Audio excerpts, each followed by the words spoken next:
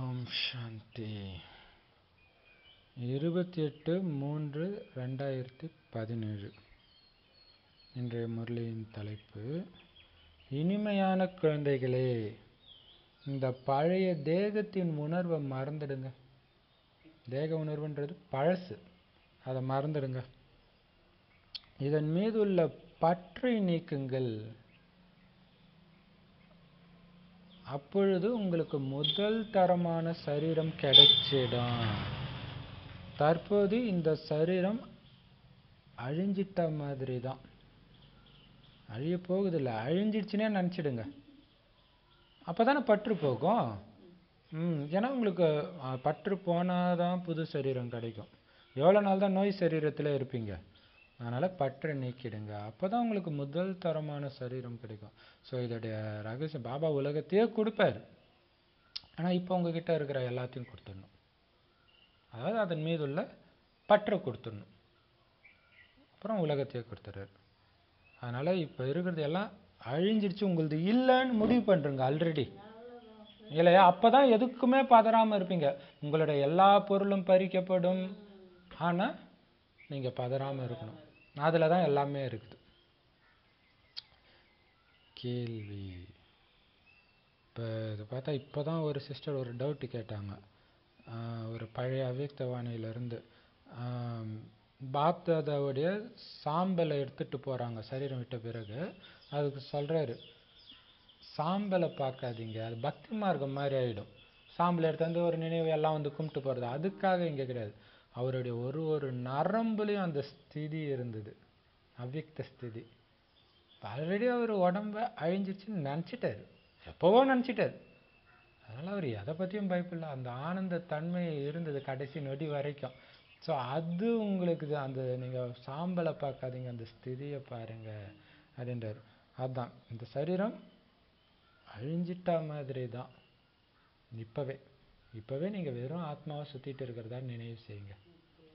எவ்வளோ பெரிய விஷயம் இல்லையா? அப்போ தான் தேக உணர்வு இருக்காது. அப்போ தாங்க தேக உணர்வு இருக்காது. தேகம் நினச்சிங்கன்னா அந்த உணர்வு வந்துடும். கேள்வி.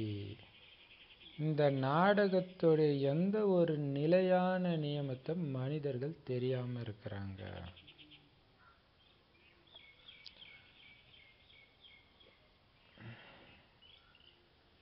பதில், ஞானம் இருக்கும் பொழுது பக்தி இல்லை, பக்தி இருக்கும்போது ஞானம் இல்லை. பாவன உலகமாக இருக்கும் பொழுது தூய்மையற்றவர்கள் இருக்க மாட்டாங்க, தூய்மையற்ற உலகமாக இருக்கும்பொழுது தூய்மையானவர்களும் இருக்க மாட்டாங்க. இதுதான் இந்த நாடகத்துடைய நிலையான நியமம். ஆனால் மனிதர்களுக்கு தெரியாது. தெரியாதனால என்ன பண்ணிட்டாங்க, தூய்மையானவர்கள் எங்கே இருப்பாங்க? சத்தியுகம் திரேதாயுகத்தில் தான் இருக்க முடியும், இங்கே இருக்க முடியாது. அதேமாதிரி தூய்மையாக குழந்தை பிறக்கிறதோ அங்கே தான் நடக்கும். ஆனால் சில மதத்தில் என்ன பண்ணிட்டாங்க, இங்கேயே தூய்மையாக பிறக்கிற மாதிரி. இப்போ உங்களுக்கு இந்த நாடக ரகசியம் தெரியல. அப்படி இருந்தால் இது சொர்க்கமாக இது இல்லையா? ஸோ இது நியமம். ஸோ இங்கே யாருமே தூய்மையானவங்க இருக்க மாட்டாங்க, அங்கே யாருமே அழுக்கானவங்க இருக்க மாட்டாங்க. இதுதான் நாடகத்துடைய நியமம். பகலில் வெளிச்சம் தான் இருக்கும், இரவில் இருட்டு தான் இருக்கும். ஸோ அந்த மாதிரி தான். ஸோ பகலில் ஞானம் தான் இருக்கும், இரவில் பக்தி தான் இருக்கும். பக்தினாலே தூய்மையற்றவர்கள் பண்ணுறது. அதனால தான் அந்த பக்கம் போகாதீங்கன்ற. எவ்வளோ பெரிய எப்படி பார்த்தீங்களா? பக்தி தீவிரமாக பண்ணுவோம், நான் தூய்மையாக இருக்கிறேன் என்னை தொடாதன்னுவாங்க. ஆனால் பாபா சொல்கிறார், பக்தி பண்ணுறவங்களே தூய்மையற்றவர்கள் தான், நீ அதையே தொடாதன்றாரு. பக்தியே தொடாத இல்லையா? ஏன்னா அந்த சமஸ்காரம் என்ன பண்ணும், மீண்டும் அந்த பழக்கத்தை தேடி போவோம். கையேந்திர பழக்கம். யார் கால? பெரிய ஐயம்மனா? ஓ சரி சரி சரி சரி. கேள்வி. இன்னொரு கேள்வி. உண்மையான காசி கல்வெட்டு, அதாவது தன்னை பலியிடுறாங்க இல்லையா காசி கல்வெட்டில், அப்படின்னு எதை சொல்லுவாங்க? உண்மையான காசி கல்வெட்டுனா அது ஒரு நினைவாக அங்கே அப்படி பண்ணுறாங்க. பட் உண்மையான காசி கல்வெட்டுனா எது? கடைசியில் யாருடைய நினைவும் வரக்கூடாது, ஒரு தந்தையுடைய நினைவு மட்டுமே இருக்கணும். இதுதான் உண்மையான காசு கல்வெட்டு செய்யறது, பலியிடுவது. காசு கல்வெட்டு செய்யறது அப்படின்னா பாஸ்வித்தானராகி விடுவது. இதுல கொஞ்சம் கூட தண்டனை வாங்க வேண்டி இருக்காது. எப்ப தண்டனை இருக்குது? எந்த நினைவும் வராம இருந்தீங்கன்னா உங்களுக்கு எந்த தண்டனை. ஒரு பாபா நினைவை தவிர எதுவுமே இல்லைன்னா உங்களுக்கு எந்த தண்டனை இல்லை. இந்த நினைவு தான் தண்டனை. என்ன பண்ணும்? சரீரம் பிரியும் போது அந்த நினைவு வந்துச்சுன்னா போய் எங்கனாவது போய் கர்ப்பத்துக்குள்ள பூந்துட்டு துடின்னு துடிப்பீங்க. ஏன் சொன்னா பாபா சொல்லுவாரு, சொன்னல பற்று வைக்காத சொன்னல, பாத்தியா மாட்டிக்கிட்ட.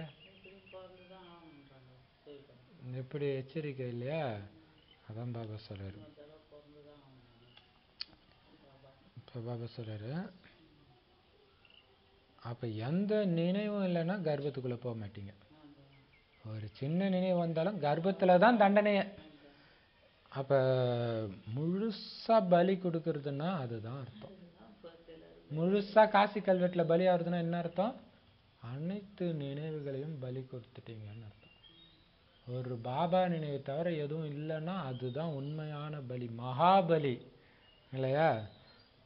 அதாவது மதிப்போட தேர்ச்சி பெறீங்க. இப்போ உங்களுக்கு எந்த தண்டனையும் இருக்காது. இப்போ ஒரு டெஸ்ட் பேப்பரும் நமக்கு அந்த நினைவு எடுத்துட்டு வர்றது எதுக்கு? ஃபெயில் ஆக்குறதுக்காக. ஸோ அது இல்லாமல் நீங்கள் பாபா நினைவிலே இருந்துட்டீங்கன்னு வச்சுக்கோங்க, அந்த நினைவே இல்லை அப்படின்னா ஒன்றும் பண்ண முடியாது இல்லையா? பாபா கேட்குறீங்க, பாபா சொல்கிறார், செய்கிறீங்க, போயிட்டே இருங்க. இப்போ பாபா சார் ஒரு அதாவது மனம், புத்தி, சமஸ்காரம் இந்த மூணும் உங்கள் கண்ட்ரோலில் இருந்தால் நீங்கள் தான் வரதானின்றார். இந்த மூணும் நீங்கள், அதாவது இந்த மூணுத்துலேயும் சுத்தமான எண்ணங்கள் நிறைஞ்சி இருக்கணுன்ற. வெறும் சுபபாவனை, நல்ல எண்ணங்கள், எல்லாம் நல்லவங்க இது மட்டுமே உங்கள் மைண்டில் ஓடிக்கிட்டே இருந்தால் தான், அது உங்களுக்கு எப்படி கெடுதல் பண்ண உங்களுடைய நினைவு வருதுன்னா இதுதான் நீங்கள் கேட்ட கேள்விக்கான பதில். நீங்கள் சொன்னீங்களா காசு கொடுத்தா நான் வாங்க தேவையில்லையா, அது நீங்கள் அதெல்லாம் பண்ணுங்க. ஆனால் மைண்டில் அவன் கெட்டவன் ஒரு சின்ன அணு அளவு கூட உங்களுக்கு வந்துடக்கூடாது. வந்துட்டிங்கன்னா ஃபெயில் ஆகிடும். அப்போ அவங்க நல்லவங்க ரொம்ப நல்ல அந்த எண்ணத்தை வரவிடக்கூடாது. மற்றபடி நீங்கள் என்ன செய்யணுமோ ப்ரொசீஜர் படி அது பண்ணலாம், உங்களுக்கு வர வேண்டிய காசு கேட்கலாம். பட் ஆனால் அவங்க எனக்கு துக்கம் கொடுக்குறாங்கன்ற உணர்வு வந்துடக்கூடாது. வந்துட்டா உள்ளுணர்வு சொல்ல, நீங்கள் வாயை திறந்து உங்களுடைய எண்ணங்கள் ஒன்று வரத்தை கொடுக்கும், இல்லை சாபத்தை கொடுக்கும். சாபத்தை கொடுத்தா பிராமண வாழ்க்கையில் கொடுக்கறது தான் பெறுவது. நீங்கள் மற்றவங்களுக்கு கொடுக்கல, அது உங்களுக்கே கொடுக்குறீங்க. மற்றவங்களுக்கும் பலிக்கும், உங்களுக்கு பல மடங்கு பலிச்சிடும். அதான் விவசாயர். அப்படி எந்த நினைவும் வரலன்னா மதிப்போட தேர்ச்சி பெறுவீங்க. எந்த தண்டனையும் உங்களுக்கு அதை பற்றி கவலைப்பட தேவை, ஒரு தண்டனையும் இருக்காது. 2 கேள்வி பதில் இல்லையா? பாடல். வாசலுக்கு வந்துள்ளோம், சபதம் எடுத்து வந்திருக்கிறோம். பாபாவுடைய வாசல் இது. முழு உலகத்தையும் நான் புத்தினால மறக்கிறேன், தூய்மையாக இருக்கிறேன், உயிரே போனாலும் தூய்மையை விட மாட்டேன். நேற்று வானிலை பாபா சொல்லியிருக்காரு, கணவன் மனைவிக்குள்ள அந்த தூய்மைக்காக மனைவி கணவனுக்கு புரிய வைக்கணுமா, 21 பிறவிக்கான ராஜ்யத்தை நாம் ஏன் தூய்மை இழக்கணும் அப்படின்னு புரிய வைங்க, அழகாக அன்பாக புரிய வைங்க அப்படின்ட்டு. சரி, ஓம் சாந்தி. பாபா குழந்தைங்களுக்கு புரிய வைக்கிறாரு. ஏன்னா குழந்தைங்க தந்தையை தன்னுடையவர் ஆக்கி இருக்கிறாங்க, மேலும் தந்தை குழந்தைகளை தன்னுடையவர் ஆக்கி இருக்கிறாரு. ஏன்னா துக்க தாமத்திலிருந்து விடுவித்து சாந்தி தாமத்துக்கும் சுகதாமத்துக்கும் அழிச்சிட்டு போக வேண்டி இருக்குது. அதனால தான் தன்னுடைய ரைட்டர். குழந்தை தேகதாரி, யாரோடையும் எந்த தொடர்பும் வச்சுக்காத. ஏன்னா உன் தேகத்தையே விட்டுட்டு நீ வெறும் ஆத்மா லபுக்குன்னு வெளில வந்துடணும். அப்போ ஆத்மாவுடைய தந்தையாகிய என்னை மட்டும் நினைவு செஞ்சுட்டு இருங்க. உங்களை அழிச்சிட்டு போகிறதுக்கு தான் வந்திருக்கிறோம். அதனால தான் என்னுடையவர் ஆக்குறான். இப்போ பாபாவுடையவர் ஆகுறதுன்னா என்ன அர்த்தம்? பாபா மாதிரி நீங்கள் ஒளிப்புள்ளி ஆனால் தான் அவருடையவர் இல்லையா? அப்போ தான் அழிச்சிட்டும் போக முடியும். இப்போ நீங்கள் சுகதாமம் போகிறதுக்கு தகுதி உடையவர் ஆகிட்டு இருக்கிறீங்க. ஆனால் பதித்த மனிதர்கள் யாருமே தூய்மையான உலகத்துக்கு போகவே முடியாது. அப்படி சட்டமே கிடையாது, வேற வழியே கிடையாது இல்லையா? அந்த தூய்மையில தான் சுகமே இருக்குது. இங்கேயே இந்த நரகத்திலே நீங்க சுகத்தை அனுபவிக்கினா கூட என்ன பண்ணணும்? தூய்மையா இருந்தால் தான் முடியும். அப்போ சுகம் நிறைந்த சுகதாமத்துக்கோ அல்லது அமைதி நிறைந்த சாந்தி தாமத்துக்கோ அழுக்கான மனிதர்கள் போகவே முடியாது. அப்படி போகிறதா இருந்தால் யார் வேணாலும் போயிருக்கலாமே. இந்த சட்டம் உங்களுக்கு தான் தெரியுது. இப்போ பாபா சொல்கிறதெல்லாம் ஈஸ்வரிய சட்டம் அல்லது இயற்கையின் சட்டம்னு சொல்லலாம். இயற்கையின் விதி இது எல்லாமே இல்லையா? ஒருத்தவங்க துக்கம் கொடுத்தாலும் நீங்கள் சுபபாவனை வைங்க, இன்னைக்கு இல்லைனாலும் அவங்க நாளைக்கு மாறுவாங்க. இது இயற்கையின் விதி. ஆனால் நம்ம மனசு என்ன சொல்லுது? நமக்கு முன்னாடி நிறைய பேர் சொல்கிறாங்க, யாரை நம்பினாலும் அவங்கள மட்டும் நம்பிடாதீங்க. நிறைய பேர் சொல்லும்போது நம்ம நம்ப ஆரம்பிச்சிடுறோம் அவங்க சொல்கிறத. அதான் மாயா. பாபா சொல்கிறாரு நம்பிக்கை வைங்கன்றார். நான் இருக்கிற நம்பிக்கை வைங்க, அவங்களுக்கு சாபம் கொடுக்காதீங்க, அவங்க மாற மாட்டாங்கன்னு நீங்கள் நினைக்கிறதே சாபன்றார். வேண்டாம். அப்போ அதே மாதிரி இன்னொரு சட்டம் என்ன? அழுக்கான மனிதர்கள் தூய்மையான சொர்க்கத்துக்கு போகவே முடியாது. மனிதர்கள் இந்த சமயத்துல தூய்மையற்ற விகாரிகளாக இருக்கிறாங்க. நீங்க கூட அப்படிதான் இருந்தீங்க இதுக்கு முன்னாடி.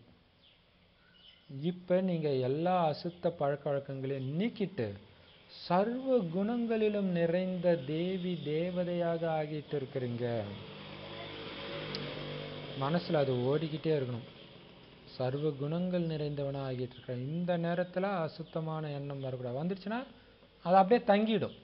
வரவிடாம டக்கு டக்குன்னு கண்டுபிடிச்சி எரிச்சிக்கிட்டே இருக்கணும். ஞானத்தையும் சுதர்ஷன சக்கரத்தையும் பயன்படுத்தி.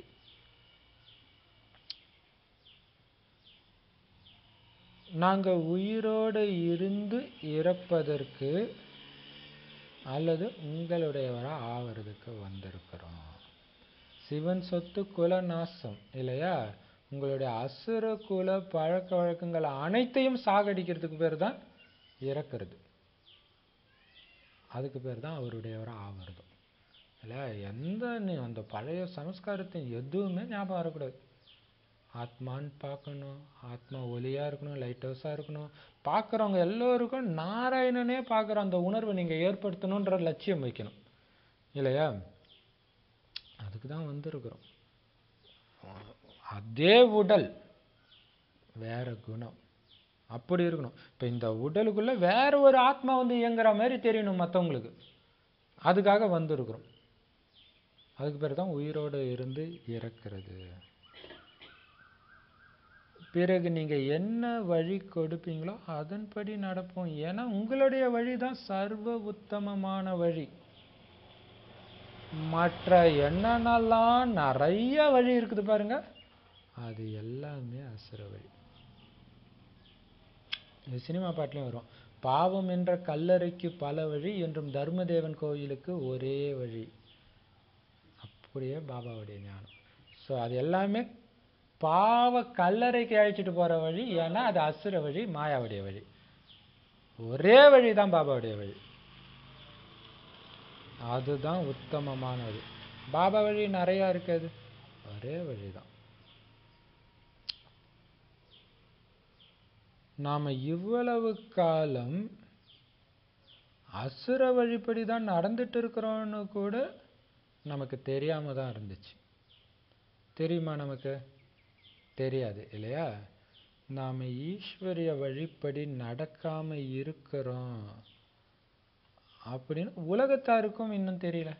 இவ்வளவு நாள் உங்களுக்கே அசுர வழியில நடந்தோன்னு தெரியல, அவங்களுக்கு இன்னும் கடவுள் காட்டின வழிபடி தான் நாம நடக்கலைன்னு அவங்களுக்கு தெரியல.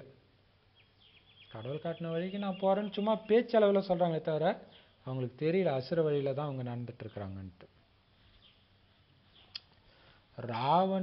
ராவணனுடைய வழிப்படி தான் இருக்கிறாங்க. குழந்தைகளே, அரை கல்பமா நீங்க ராவணனுடைய வழிப்படி தான் நடந்து வந்திருக்கிறீங்க. அதுக்கு பேர் தான் பக்தி மார்க்கம், அதாவது ராவண ராஜ்யம். அப்ப பக்தி மார்க்கம்ன்றது என்னது? ராவண ராஜ்யம். ஞான மார்க்கம் தான் ராமராஜ்யம், அதாவது ஞான காண்டம். ராவண ராஜ்யம் பக்தி காண்டம்னு சொல்றாங்க.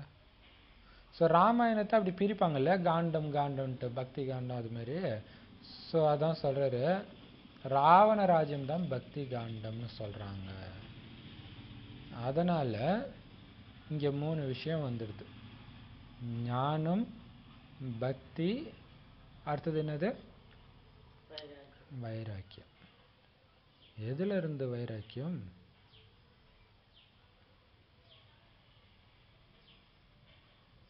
எதுல இருந்து வைராக்கியம்? பக்தியில இருந்து. அதான் பக்தினாலே பழைய உலக பழக்க வழக்கம் தான் இல்லையா? ஸோ அதுல இருந்து வைராக்கியம். அசுர வழியிலிருந்து வைராக்கியம், பழைய உலகத்திலிருந்து வைராக்கியம். இதெல்லாம் எப்போ ஏற்படுது? சங்கம யுகத்தில். ஞானம்ன்றது ஆக்சுவலாக இது சத்தியுகம்தான். இப்போ வைராக்கியம் தான். ஞான சொரூபம் ஆகலை, ஆகிட்டோன்னா இப்போவே நமக்கு இது சத்தியுகம் தான். ஸோ அது வரைக்கும் இது என்னது? வைராக்கியம். ஞானம்ங்கிறது பகல், பக்திங்கிறது இரவு. இரவுக்கு பிறகு கண்டிப்பாக பகல் தானே வரும். வைராக்கியம் பக்தியிலிருந்து இல்லையா? இரவுக்கு அப்புறம் பகல் வரும். இரவு முடிஞ்சோடனே ஏந்திரிக்கணும். அப்போ தூக்க கலக்கத்திலேருந்து ஏந்திரிக்கிறதுக்கே ஒரு வைராக்கியம் வேணும் தானே? அந்த மாதிரி தான் இது. பக்தின்ற தூக்கத்தில் இருக்கிறீங்க, அதுலேருந்து ஏந்திரிக்கிறதுக்கு வைராக்கியம் வருது. பக்தியில் இருந்தும் பழைய உலகத்தில் இருந்தும் எல்லையற்ற நேர்மையான வைராக்கியம் இந்த வைராக்கியம் இல்லையா? அதாவது என்னது ஜென்ரலாக வைராக்கியமாக அந்த பொம்பளை பேசவே இல்லைப்பா அப்படின்வாங்க. அது நேர்மையான வைராக்கியம் கிடையாது, அது தவறான காரியத்துக்கான வைராக்கியம். இங்கே நேர்மையான காரணத்துக்கான வைராக்கியம், எல்லையற்ற வைராக்கியம். ஒட்டுமொத்த பக்தியிலிருந்தும் பழைய உலகத்தில் பழக்க வழக்கங்கள் அனைத்திலிருந்தும் வைராக்கியம். அதுதான் பிராமணர்களுடைய வழி, தனி வழி. சந்நியாசிகளுடைய வைராக்கியம் தனி. ஏன்னா அவங்க வீடு வாசல் மேலே மட்டும் வைராக்கியம் வைக்கிறாங்க. அது எல்லைக்கு உட்பட்ட வைராக்கியம். அதுவும் நாடகத்தில் பொருந்தி இருக்குது. ஆனால் நீங்கள் செய்யறது எல்லையற்ற சந்நியாசம். அதை எப்படி பண்ணுறதுன்னு பாபா புரிய வைக்கிறார். வீட்டை விட்டுட்டு காட்டுக்கு போய் உட்கார்றதுக்கு ஒன்றும் யாரும் உங்களுக்கு சொல்லிக் கொடுக்க தேவையில்ல. விட்டுட்டு போய் எல்லாருக்கும் தானே அது தோணுது. ஆனால் வீட்டில் இருந்துட்டு எல்லாத்தையும் மறக்கிற கலையை பாபா தான் சொல்லிக் கொடுக்குறார். நீங்கள் ஆத்மா. பக்தியில் ஆத்மா பற்றி ஞானமே கிடையாது, அதனால் பரமாத்மா பற்றி ஞானமும் கிடையாது. ஆத்மாக்களாகிய நாம் உண்மையிலே யார், எங்கேருந்து வந்திருக்கிறோம், என்ன பாகம் ஏற்று நடிக்கணும், எதுவுமே தெரியாமல் தான் இருக்கிறாங்க இப்போ வரைக்கும் பக்தி மார்க்கத்தில். ஆனால் சொல்லுவாங்க, நான் யார், இது மிகப்பெரிய கேள்வி, உங்களுக்குள்ளே கடந்து போங்க அப்படி சொல்லிட்டு இருக்கிறாங்க. இப்போ பாபா சொல்கிறாங்க, ஆனால் தெரியாது, எங்கேருந்து வந்தோம் தெரியாது, என்ன பாகம் நடிக்கணும் எதுவும் தெரியாது. ஏன்னா இது நாடகம்னே தெரியாது. சத்தியுகத்தில் ஆத்மா பற்றி ஞானம் இருக்குது, ஆனால் பரமாத்மா பற்றி ஞானம் இல்லை. ஆத்மா பற்றி என்ன ஞானம் அங்கே இருக்குது? நான் ஆத்மா, இந்த சரீரத்திலிருந்து விடுபட்டவன், எனக்கு தேவையில்லைன்னா இந்த உடம்பு விட்டுட்டு வேற எடுப்பேன்னு அவங்களுக்கு தெரியும். ஸோ இதுதான் ஆத்ம உணர்வே மெயினாக. இந்த உடல்ல இருந்து நான் தனிப்பட்டவன், விடுபட்டவன்றது இந்த ஞானம் அங்கே இருக்கும். பரமாத்மாவுடைய ஞானத்துக்கான அவசியமும் அங்கே இல்லை. அதனால் அது இல்லைன்றதை பற்றி கவலையும் தேவையில்லை. ஏன் இல்லை? இருக்கிறதுலே மிகப்பெரிய சுகம் சொர்க்கம் தான், அதையே கையில் கொடுத்துட்டாரு. அதுக்கப்புறம் நினைவு செஞ்சு எதை அடைய போறீங்க? அதனால அவசியம் இல்லை. அதுக்கப்புறம் பார்த்தா ஃபுல்லாக இறங்கும் கலை தான்.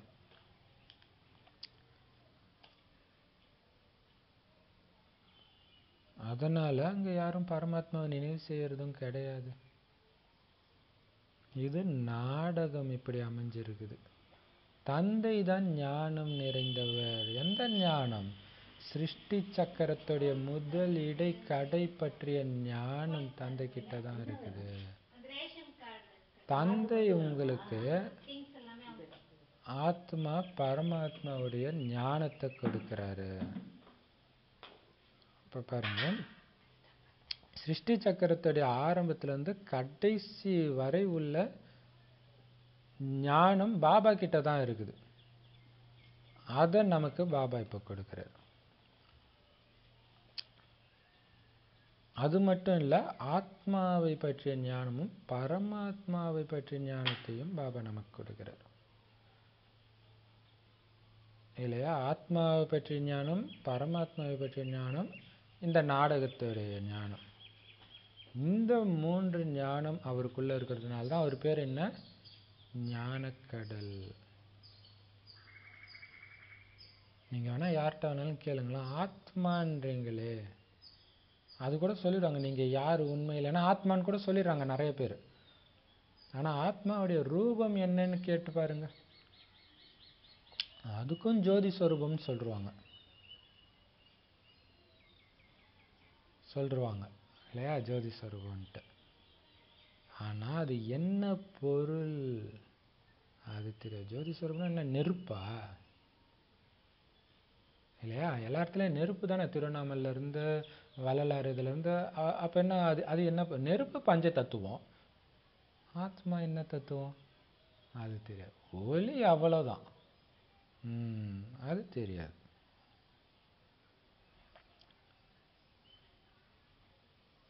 ஆனா உங்களுக்குத்தான் தெரியும், ஆத்மா சின்ன, ரொம்ப ரொம்ப சின்ன புள்ளி, நட்சத்திரம். இவர் வள்ளலார் சுடாத நெருப்பு அப்படின்னு சொல்றாரு. அது ஆத்மாவை சொன்னாரா கடவுளை சொன்னாரா தெரியல. சரி, உங்களுக்கு தான் தெரியுது அது ரொம்ப ரொம்ப சின்ன புள்ளி, ஒளி புள்ளி. பாபாவும் அப்படித்தான் நட்சத்திரம் மாதிரியே தான் இருக்காரு. ஆனா அவருக்கு நிறைய மகிமை இருக்குது. உங்களை மாதிரியே இருக்கிறதுனால உங்களுக்கும் அவருக்கும் ஒரே மகிமை கிடையாது. உண்மையிலே நமக்கு அந்த மகிமையும் கிடையாது இல்லையா? எல்லாம் பாபாவுக்கு தான். நீங்க முக்தி, ஜீவன் முக்தியை எப்படி அடைய முடியும் அப்படின்னு பாபா உங்க நேர் எதிரில் உட்கார்ந்து புரிய வைக்கிறார். முக்தி அடையணும்னா என்ன பண்ணணும்? நினைவு செய்யணும். ஜீவன் முக்தி அடையணும் என்ன செய்யணும்? ஞானத்தையும் சுத்திக்கிட்டு இருக்கணும், ஞானத்தையும் தெரிஞ்சுக்கணும். ஸ்ரீமத் படி நடக்கிறதுனால நீங்க உயர்ந்த பதவி அடைய முடியும். ஜனங்க தான் புண்ணியம், வேள்வி இதெல்லாம் செய்யறாங்க இல்லையா? பாபா சொல்ற ஸ்ரீமத் படி நடக்கிறதன் மூலமாகத்தான் நீங்க உயர்ந்த பதவியை அடைய முடியும். ஜனங்கள் தானம் புண்ணியம் செய்யறாங்க, வேள்வி நடத்துறாங்க. ஆனா அதன் மூலமாக எந்த விதமான உயர்ந்த பதவியும் கிடைக்க போறது கிடையாது. ஏன்னா அது பாபாவுடைய வழி கிடையாது. பக்தி மனிதர்களுடைய வழி இல்லையா? பகவான் நமக்கு கருணை காட்டி இங்கிருந்து அழைச்சிட்டு போவார்னு நினைக்கிறாங்க. எப்ப? இந்த மாதிரி தானம் புண்ணியம் தவம் எல்லாம் பண்ணா, அந்த நம்பிக்கையில தான் பண்றாங்க. ஏதாவது ஒரு ரூபத்துல சந்தித்து விடுவாரோ தெரியல. எப்ப சந்திப்பாருன்னு கேளுங்க. இன்னும் நிறைய காலம் மீதி இருக்குதுன்னு, இறைவன் வர்றதுக்கு இன்னும் நிறைய காலம் இருக்குது அப்படின்னு சொல்லுவாங்க. சரி, இப்போ பாபா சொல்றாரு கடைசியில சந்திப்பாரு. இன்னும் அவர் வர்றதுக்கு ரொம்ப நாள் இருக்குது. அப்படின்னா என்ன அர்த்தம்? கடைசியில சந்திப்பாருன்னா என்ன அர்த்தம்? உலகம் அழியிற அந்த டைம்ல வருவார். இப்போ ரொம்ப நாள் இருக்குன்னா என்ன அர்த்தம்? உலகம் அழியிறதுக்கு இன்னும் ரொம்ப நாள் இருக்குதுன்னு நினச்சின்னு இருக்கிறாங்க. அதுக்கு தான் பாபா சொல்றாரு, உலகம் முற்றிலும் இருட்டில் கார் இருளில் இருக்குது. ஆனால் நீங்கள் வெளிச்சத்தில் இருக்கிறீங்க. நீங்கள் தான் இப்போ பதிதர்களை, தூய்மையற்றவர்களை பாவனமாக ஆக்கிறதுக்காக மறைமுகமான ரூபத்தில் கருவியாகி இருக்கிறீங்க. கரெக்டு தான். அப்போ தூய்மையற்றவர்களை தூய்மை ஆக்கிறதுக்காக மறைமுகமான ரூபத்தில் கருவியாகி இருக்கிறோம். ஆக்சுவலாக மறைமுகமாக இருந்தால் தான் சேவையே பண்ண முடியும் இல்லையா? அதை தான் பாபா மறைமுகமான ரூபத்தில் கருவியாகி இருக்கிறீங்க தூய்மையாக்குறதுக்கு. ஃபஸ்ட்டு எடுத்தோடனே நீங்கள் தூய்மை ஆகணும் அப்படின்னு சொன்னால் நான் என்ன அழுக்காக இருக்கிறேன்னு சண்டைக்கு வருவாங்க. ஸோ அவங்களுக்கு என்ன தேவையோ அது மாதிரி தான் நம்ம மறைமுகமாக தான் அதை சொல்ல முடியும். அமைதி வரும். இப்படி சொர்க்கம்னா யாருக்குமே அந்த போதையே இல்லை. பாபா சொர்க்கம் போதை உங்களுக்கே இல்லைன்றாரு இல்லையா? அப்போ அவங்கள சொர்க்கத்துக்கு வாங்கினா ஐயோ இவங்க தான் சொர்க்கத்துக்கு போகிறாங்களா நம்மளை நக்கல் பண்ணிட்டு போவாங்க. அதனால் இருந்தாலும் அவங்கள தூய்மையாக்கணும். ஸோ மறைமுகமாக நம்ம என்னெல்லாம் பண்ண முடியுமோ பண்ணிட்டு இருக்கிறோம். அதுக்கு கருவியாக இருக்கிறோம். ஆனால் பண்ணுறது பாபா. நீங்கள் ரொம்ப அன்போட காரியத்தை சாதிக்கணும் இல்லையா? அதுதான் பெரிய விஷயம். அன்பு அது ரொம்ப ரொம்ப முக்கியம். சேவை செய்கிறது, ஞானம் சொல்கிறது அது மட்டும் இருந்தால் போதாது. இனிமையாக உங்களால் பேச முடியுதா? அப்போ தான் உங்கள் காரியம் சாதிக்க முடியும். இல்லைன்னா முடியாது இல்லையா? அன்போட காரியம் சாதிக்கணும். மனுஷன்லேருந்து தேவதை, ஏன்னா நீங்கள் காட்டுற அன்புக்காகவே மாறி வருவாங்க நிறைய பேர். அது இருக்குது. மனிதனிலிருந்து தேவதை, சோழியிலிருந்து வைரம் மாதிரி ஒரு நொடியில் ஆகிற அளவுக்கு அவ்வளவு அன்போட புரிய வைங்க. அந்த அன்பு வைப்ரேஷன் அவங்க உணரணும்.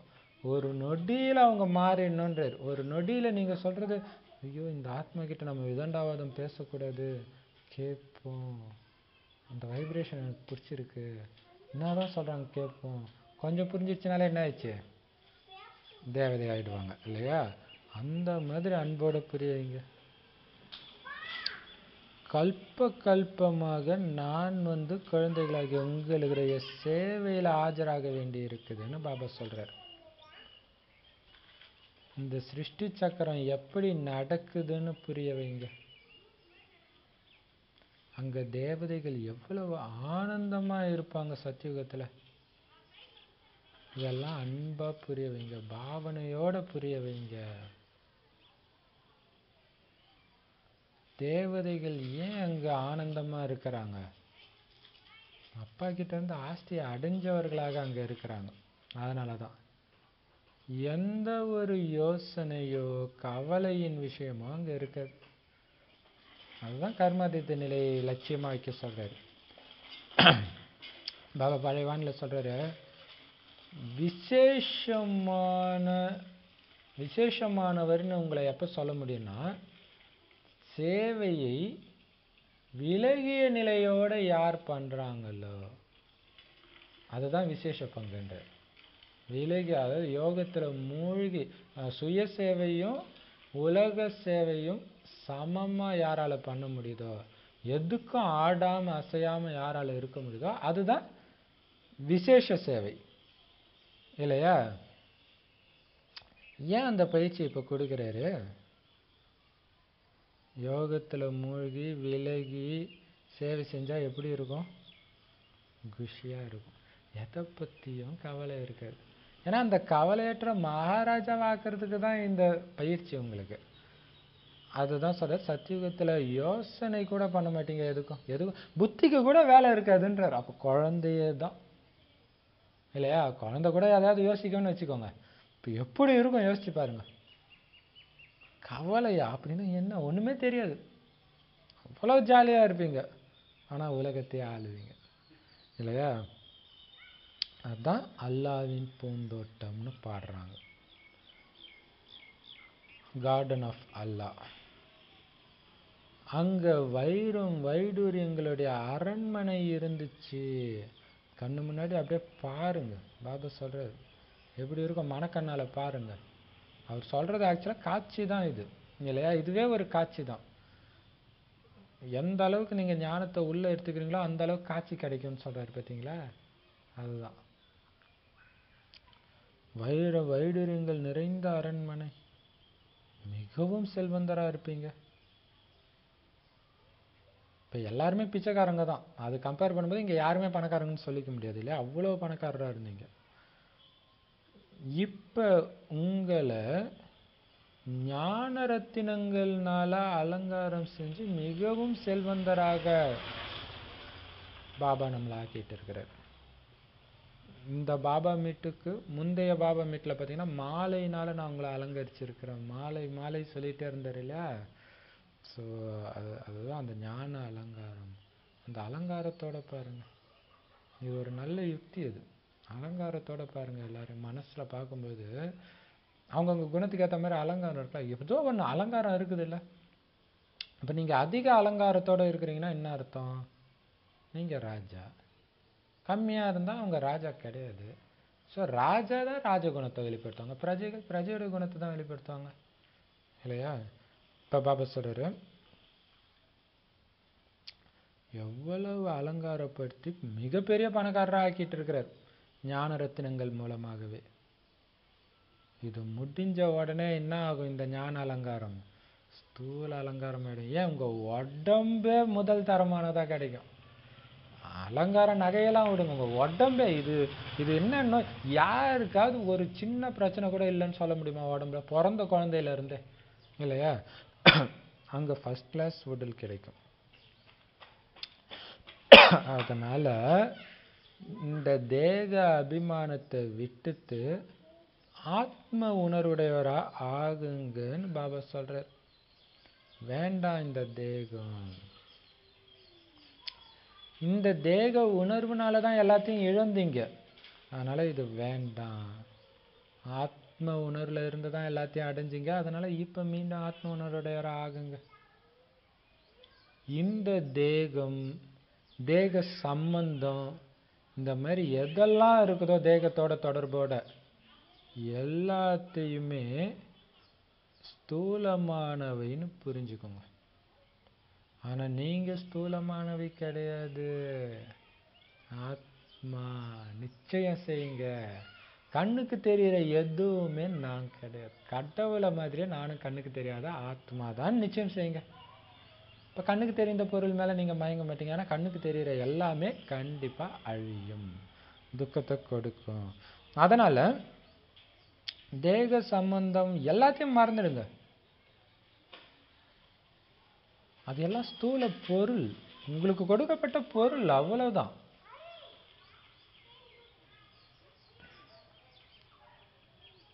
எண்பத்தி 4 பிறவிகளுடைய ஞானம் இப்போ இந்த புத்தியில் இருக்குது. கூடவே இன்னும் புத்தியில் இருக்க இந்த நாடகம் முடிய போகுது, வீட்டுக்கு போக போகிறோம், இது மைண்டில் ஓடிக்கிட்டே இருக்கணும். நாடகம் முடியுது, நான் கிளம்பிட்டேன், கிளம்பிட்டேன், கூப்பிட்டா அடுத்து அதுக்கு தான் கேட்டுக்கிட்டே இருக்கிறான். கணவன் கூப்பிடுற மாதிரி கூப்பிட்டோன்னே வந்துட்டேன் கனவா அப்படின்ட்டு மேலே போயிடும். ஸோ மைண்டில் அது ஓடிக்கிட்டே இருந்தால் தான் இங்கே இருக்கிற விஷயத்தில் மாட்டிக்க மாட்டீங்க. இங்கே இருக்கிற விஷயத்தில் கேட்டுன்னு இருந்தீங்கன்னா கூப்பிடும்போது கேட்காம போயிடும். மற்றபடி உங்கள் புத்தியில் இந்த ஸ்தூலத்தை எல்லாம் இப்போவே விட்டுட்டேன்னு இருக்கணும். அப்போ தானாகவே உங்களுடைய புத்தி யோகம் உடலற்ற தந்தையோடவே இருக்கும். அதனால் என்ன பண்ணோம், ஸ்தூலம் இல்லை எனக்கு, ஸ்தூலமே இல்லை எனக்கு, ஒலியாக இருக்கிறேன். பாபா எப்படி குல்ஜார் தாதி உடல் பிரம்ம பாபா உடலை பயன்படுத்தி பேசுகிறாரோ அது மாதிரி நான் இந்த உடலை பயன்படுத்தி பேசுகிறேன், ஆனால் இது கிடையாது. அப்படி இருங்க. அப்போ தான் பாபா கிட்ட புத்தி இணைஞ்சிருக்கும். கரெக்டு தானே. அதை மறக்கும் பொழுது தானே, ஆத்மான்றதை மறக்கும் பொழுது தான் மற்ற நினைவே வருது. அது மட்டும் இல்லை, பாபாவோட இணைஞ்சு இருக்கும், கூடவே பாவங்களும் அழியும். ஸோ எல்லாத்துக்கும் என்ன பண்ணோம், உடலை விட்டுடுங்க. இல்லற விவகாரங்களில் தாமரை மலர் மாதிரி இருங்க, விடுபட்டவர்களாக இருங்க. வானப்பிரஸ்தியினர் வீடு வாசல்ல இருந்து ஒதுங்கிட்டு சன்னியாசிகள் கிட்ட போய் உட்காந்துக்கிறாங்க. ஆனா நமக்கு என்ன கிடைக்க போகுது அதனாலன்ற ஞானம் அவங்களுக்கு கிடையாது. ஏன்னா எப்ப இதனால நீங்க அடைய போற பிராப்தி உங்களுக்கு தெரியுதோ அப்பதான் உண்மையிலே பற்று நீங்கும். இல்லாட்டின்னா சன்னியாசி பக்கத்துல உட்காந்துட்டோம், புத்தி எங்க சுத்தின்னு இருக்கோம்? உங்க பொண்டாட்டி பிள்ளைங்கள தான் நினைச்சிட்டு இருக்கோம். ஏன் அங்க போய் உட்கார்றோம்? அதனால எனக்கு என்ன கிடைக்க போகுது எல்லாத்தையும் விட்டு போறதுனால? அது தெரியாதனால புத்தி அங்க சுத்தி. அதுதான். ஆனா இங்க நமக்கு என்ன சொல்றாரு? சரீரம் விடும்போது வேற எந்த நினைவு வந்தாலும் அவுட்டு, நீனு முடிஞ்சு போச்சு, எல்லாம் வேஸ்ட் ஆயிடும். ஸோ லட்சியம் இருக்குது. அதுக்கு தான் அந்த லட்சியத்தை முன்னாடி சொல்றேன். நான் நாராயணன் ஆக போறேன். நான் நாராயணன் ஆகிறது தடுக்கிறதுக்காக மாயா இப்ப இந்த ரூபத்துல வருது, இந்த ரூபத்துல வருது, இந்த ரூபத்துல வருது. எதுக்கும் மயங்க மாட்டேன் இல்லையா? எப்படி நெருப்பு அப்படியே ஆடாம அசையாம எரியிற ஜோதி மாதிரி நான் ஆத்ம உணர்வுல கொழுந்து விட்டு எறிகிறேன் என் சிவபாபா நினைவோட. அப்படி இருக்கணும். கடைசி நேரத்துல குழந்தை குட்டிங்க ஞாபகத்துக்கு வரக்கூடாதுன்னு ஒதுங்கி போயிடுறாங்க. ஆனாலும் ஏன் வரக்கூடாது அது அவங்களுக்கு தெரியல. அதனால உங்களுக்கு என்ன கிடைக்க போகுது அது அவங்களுக்கு தெரியாது. அது வேணாம்ப்பா, அது பெரிய தொல்லைன்ட்டு போயிடுறாங்க. அதெல்லாம் ஓகே, துக்கம் இருக்குதுன்னு போயிடுறாங்க. ஆனா இது போறதுனால ஒரு பெரிய சுகம் ஒண்ணு கிடைக்குதுன்னு அவங்களுக்கு தெரியாது. உங்களுக்கு தெரியும் என்ன கிடைக்கும்? முழு புது உலகத்துக்கு அதிபதி ஆகிடுவோம். ஏன் எல்லாத்தையும் விடுறோம்? முழு உலகத்துக்கு அதிபதி ஆகிறதுக்காக. இங்க வருமானம் மிக உயர்ந்த வருமானம். ஏன் இவ்வளவு கஷ்டமான பாதை மாதிரி தெரியுது? வருமானம் அப்படி பெரிய வருமானம்னா வைக்கிற எக்ஸாமும் அப்படிதான் இருக்கும் இல்லையா? மற்றபடி என்னெல்லாம் செய்யறாங்களோ அது எல்லாமே குறுகிய கால சுகத்துக்காக தான் படிக்கிறாங்க, குறுகிய கால சுகத்துக்காக தான் பக்தியும் செய்யறாங்க. மீரா தீவிரமா பக்தி செஞ்சாங்க, காட்சி தான் கிடைச்சது, ராஜ்யம் கிடைக்கல. ஆக்சுவலா ராஜ்யத்தை இழந்தாங்க. ராஜ்யம் வேண்டான்னு தானே ராஜாவுடைய மனைவி தானே அவங்க, வேண்டான்னு தான் கிருஷ்ணரே வேணும்னாங்க. அதனால என்ன கிடைக்குது? காட்சி தான், அதிகபட்சமா காட்சி தான் கிடைக்கும். ஆனா இங்க மிகப்பெரிய வருமானம். வருமானம் நாடகத்திலயும் அது அப்படி கிடையாது. அப்ப பாபா சொல்றாரு குறுகிய கால சுகத்துக்காகத்தான் படிக்கிறாங்க. இப்ப அவங்களுக்கு அந்த அசுத்தமான கணவன் பிடிக்கல, தூய்மையான கணவன். அது மாமாவை கூட இருந்திருக்கலாம் இல்லையா? தூய்மையான கணவனோட இருந்தவங்களுக்கு அசுத்தமான கணவன் பிடிக்கல. இப்ப பாபா சொல்றாரு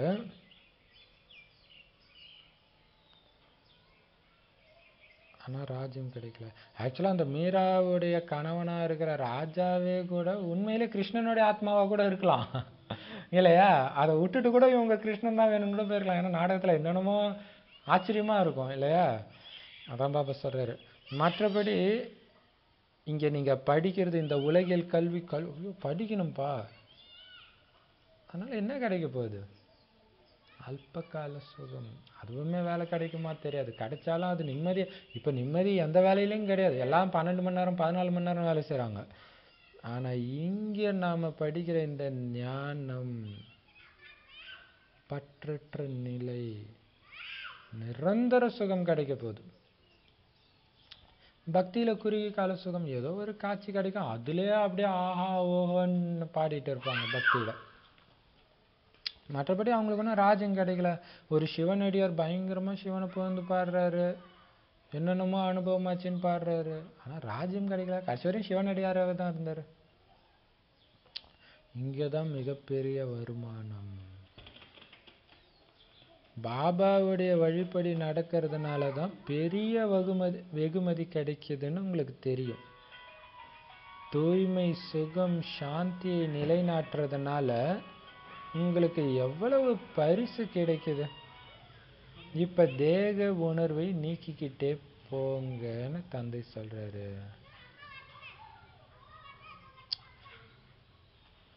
பாபாவுடைய வழிபடி நடக்கிறதுனால தான் நாராயணன் ஆக முடியும். அதனாலதான் பாபா சொல்றார், மனிதர்களின் வழிபடி நடக்காதீங்க. நடந்து நடந்து என்னாச்சு, அனைத்தையும் இழந்தோம், துக்கமான நிலையுடையவர்களாக ஆனோம். ஆனா இங்க மிகப்பெரிய வெகுமதி கிடைக்குது. எதன் மூலமாக? பாபாவுடைய வழிபடி. அப்ப பாபா வழிபடி தான் நடக்கணும். தூய்மை, சுகம், சாந்தியை நிலைநாட்டுறதுனால உங்களுக்கு எவ்வளவு பரிசு கிடைக்குது. தேக உணர்வை நீக்கிட்டே போங்க. நான் உங்களுக்கு சத்தியுகத்துல முதல் தரமான தேகத்தையும் தேக சம்பந்தினரையும் கொடுப்பேன், அதாவது உறவுகளையும் கொடுப்பேன். அங்க துக்கத்துடைய பேரு அடையாளமே இருக்காது. அதனால இப்ப என்னுடைய வழிப்படி மிகச் சரியாக நடந்து போங்க. மம்மா பாபா நடக்கிறாங்க தானே.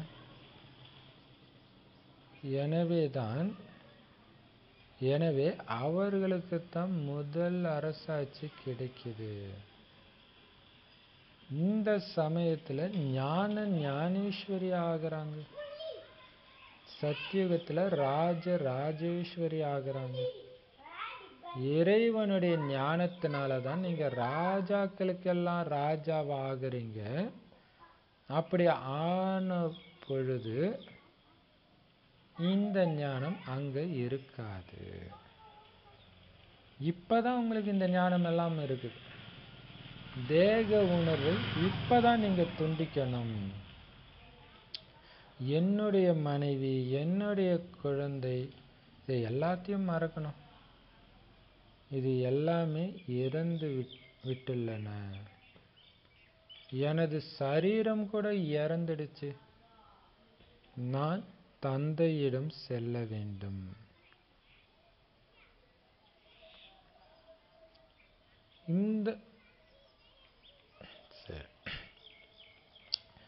இப்ப பாபா சொல்றாரு, நமக்கு மிகப்பெரிய வெகுமதி கிடைக்குது பாபாவுடைய வழிபடி நடக்கனால. பாபாவுடைய வழினால என்னது? தூய்மை, சுகம், சாந்தி. அதை நிலைநாட்டுற வழிதான் இல்லையா? நம்மளுடைய எண்ணம், சொல், செயல்ல தூய்மை, சுகம், சாந்தி வெளிப்படணும். ஸோ இப்படி வெளிப்பட தான் அதுவே நிரந்தரமாக இந்த பூமியில நிலைநாட்டப்படுது, சக்திசாலியான அதிர்வலைகளின் மூலமாக. ஸோ அந்த முயற்சி நீங்க செய்யறதுக்கு உங்களுக்கு எவ்வளவு பெரிய பரிசு கொடுக்குறாரு பாருங்க. நிரந்தரமாக சுகம், சாந்தி, தூய்மையை கொடுக்குறாரு.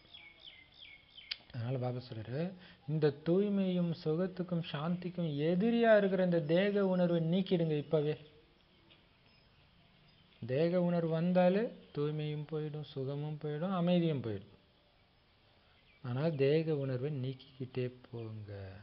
அப்படி நீக்கினீங்கன்னா அதுக்கு நான் உங்களுக்கு என்ன திருப்பி கொடுக்க போறேன்? சத்தியுகம் தோ வந்துடுச்சு இல்லையா? ஃபர்ஸ்ட் கிளாஸான உடல், நோயற்ற உடல். அதே மாதிரி இப்ப இருக்கிறவங்க எல்லாம் துக்கம் கொடுக்கக்கூடிய உறவினர்கள், அங்க சுகம் கொடுக்கக்கூடிய உறவினர்களை கொடுக்கிறேன். அவ்வளவு மரியாதையா, அவ்வளவு அன்பா, அவ்வளவு அமைதியா நடந்துக்கிறவங்களை நான் உங்களுக்கு கொடுக்கிறேன். ஏன்னா அங்க துக்கத்துடைய பேரு அடையாளமே இருக்காது. அதனால இப்ப என்னுடைய வழிப்படி மிகச் சரியா நடங்க. மம்மா பாபா நடக்கிறாங்க தானே.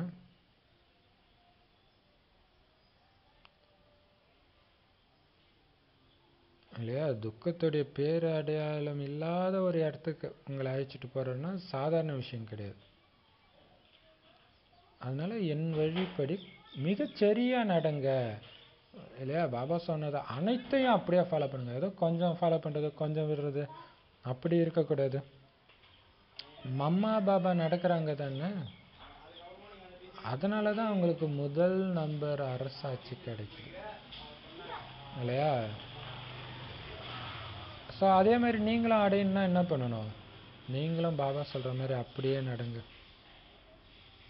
ஸோ இப்போ இந்த ஞானத்தை கற்று ஞானேஸ்வரி ஆகிற அவங்களே தான் சத்தியுகத்தில் ராஜராஜேஸ்வரியா, ராஜாக்களுக்கெல்லாம் ராஜாவாக ஆகுறாங்க. இப்போ சின்சியராக இந்த ஞானத்தை படிக்கிறதுனால, அதை தாரணைக்கு எடுத்துட்டு வர்றதுனால. ஆனாலும் அங்கே இந்த ஞானம் அவங்களுக்கு ஞாபகம் இருக்குமானா இருக்காது. இப்போ மட்டும்தான் ஞாபகம் இருக்கும் இல்லையா? தேக உணர்வு தான் மிகப்பெரிய எதிரி, அதை இப்பவே விட்டுடுங்கன்ற ஞானம் இப்பதான் உங்களுக்கு இருக்குது. இப்பதான் அது தேவையும் கூட. ஏன்னா அங்கே தேக உணர்வு இருக்காது, இயற்கையாகவே அங்கே இருக்காது. இருக்கும்பொழுது தான் அதை துண்டிக்கணுன்ற ஞானம் இருக்கணும் இல்லையா? ஸோ அங்கே அது இருக்காது. அதனால் பாபா சொல்கிறாரு, என் மனைவி, என் குழந்தை எல்லாத்தையும் மறந்துடுங்க. யோசிச்சு பாருங்க, பிரம்ம பாபா இயக்கத்தின் தலைவர், ஆயிரக்கணக்கான சகோதரிகள் இருந்தாங்க. என்னுடையதுன்ற உணர்வு இருந்தால் அவருக்கு நிம்மதியாக தூக்கம் கூட வந்திருக்காது. எல்லாத்தையும் மறந்து நிம்மதியாக யோகத்தில் குஷி குஷியாக இருந்தார். யோகத்தினால அவர் தூங்காமல் இருந்தாரே தவிர கவலையினால் தூங்காமல் இல்லை இல்லையா? ஸோ அதனால் எல்லாத்தையும் மறந்துடுங்கன்றார். இது என் மனைவின்றதை மறந்துடுங்க, என் குழந்தைன்றதை மறந்துடுங்க. இதெல்லாம் ஆத்மா நாடகத்தில் பதிவானதை எல்லோரும் அனுபவிச்சு தான் ஆகணும். எல்லாம் நன்மைக்கு தான், எல்லாம் பாபாவுடைய பொருள். அது மட்டும் இல்லை, இதெல்லாம் செத்து போச்சுன்னு புரிஞ்சுக்கோங்க. மனைவி, குழந்தை எல்லா உடலும் செத்துருச்சுன்னு புரிஞ்சுக்கோங்க. என் உடம்பும் செத்துருச்சுன்னு புரிஞ்சுக்கோங்க. உங்களுடைய உடம்பும் செத்துருச்சுன்னு புரிஞ்சுக்கோங்க. இப்போ என்ன இருக்குது மீதி? ஆத்மா தான் இருக்குது. வெறும் ஆத்மாவை பார்க்கும்போது என் மனைவி ஆத்மானெலாம் தோணுது இல்லையா? ஒளிப்புள்ளியில் என்ன ஆண் பெண் இருக்குது. ஸோ உடம்பு செத்துருச்சு, வெறும் ஆத்மான்னு புரிஞ்சுக்கணும். அப்போ பற்று போயிடும். இப்போ எல்லா ஆத்மாவும் எங்கே போகணும்? பாபா கிட்ட போகணும். இப்படி புரிஞ்சுக்கோங்க. இந்த சமயத்தில் ஆத்மாவுடைய ஞானம் கூட யாருக்குமே இல்லை. ஆத்மா பற்றிய ஞானம் சத்தியுகத்தில் தான் இருக்கும். அது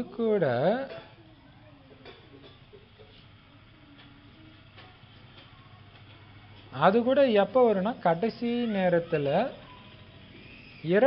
அதாவது சரீரத்தை விடும் பொழுது, முதுமை நிலை அடையும் பொழுது தான் என் சரீரம் முதுமை அடைஞ்சிச்சு, நான் புது சரீரத்தை எடுக்கணும் அப்படின்னு ஆத்மாவுக்கு தோணுமா.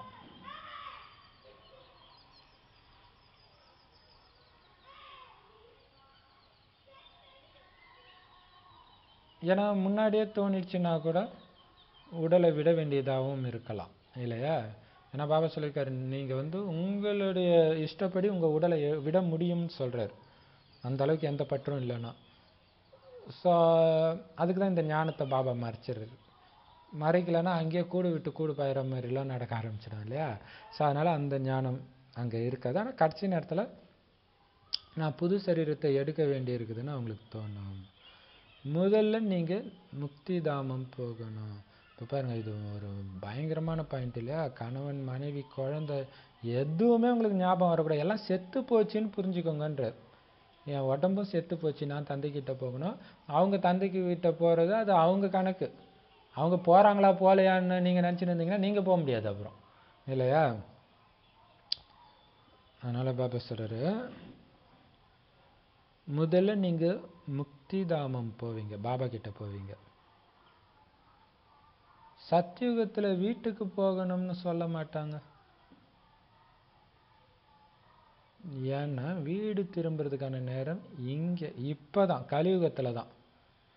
அங்கே யாரும் நான் எங்கேருந்து வந்தேனோ அங்கேயே போகணும்னு யாருமே நினைக்க மாட்டாங்க. அதனால தான் அங்கே சாது சன்னியாசி இருக்க மாட்டாங்க, குரு இருக்க மாட்டாங்க. குரு கிட்ட அதுக்கு தானே போகிறாங்க, எனக்கு முக்தி வேணும் பண்ணிட்டு. அங்கே அப்படிலாம் போக மாட்டாங்க, ஏன்னா அதுக்கான டைம் இப்போ தான். இங்கே இந்த விஷயத்தை நேரடியாக எவ்வளவு அடித்து உங்கள் புத்தியில் பாபா பதிய வைக்கிறார். சம்மட்டியால் அடிக்கிற மாதிரி பதிய வைக்கிறார்.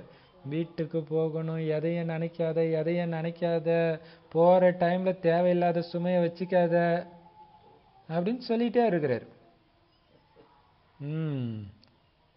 நேரடியா பாபா கிட்ட முரளி கேட்கறதுக்கும் அதை நீங்களே முரளி எடுத்து படிக்கிறதுக்கும் இடையில இரவு பகலுக்கான வித்தியாசம் இருக்குது இல்ல. இப்ப பாபா மீட்டுக்கு போறோம், ஆனா இப்ப பாபா மீட்ல ஞானம் கம்மியா தான் கொடுக்குறாரு, ரொம்ப ரொம்ப கம்மியா தான் கொடுக்குறாரு. அதனால நேரடியா போய் கொடுக்குற அந்த பவர் தனி தானே. அதான் சார், நீங்களே படிக்கிறதுக்கும் நேரடியா கேட்கறதுக்கும் இரவு பகலுக்கான வித்தியாசம் இருக்குது.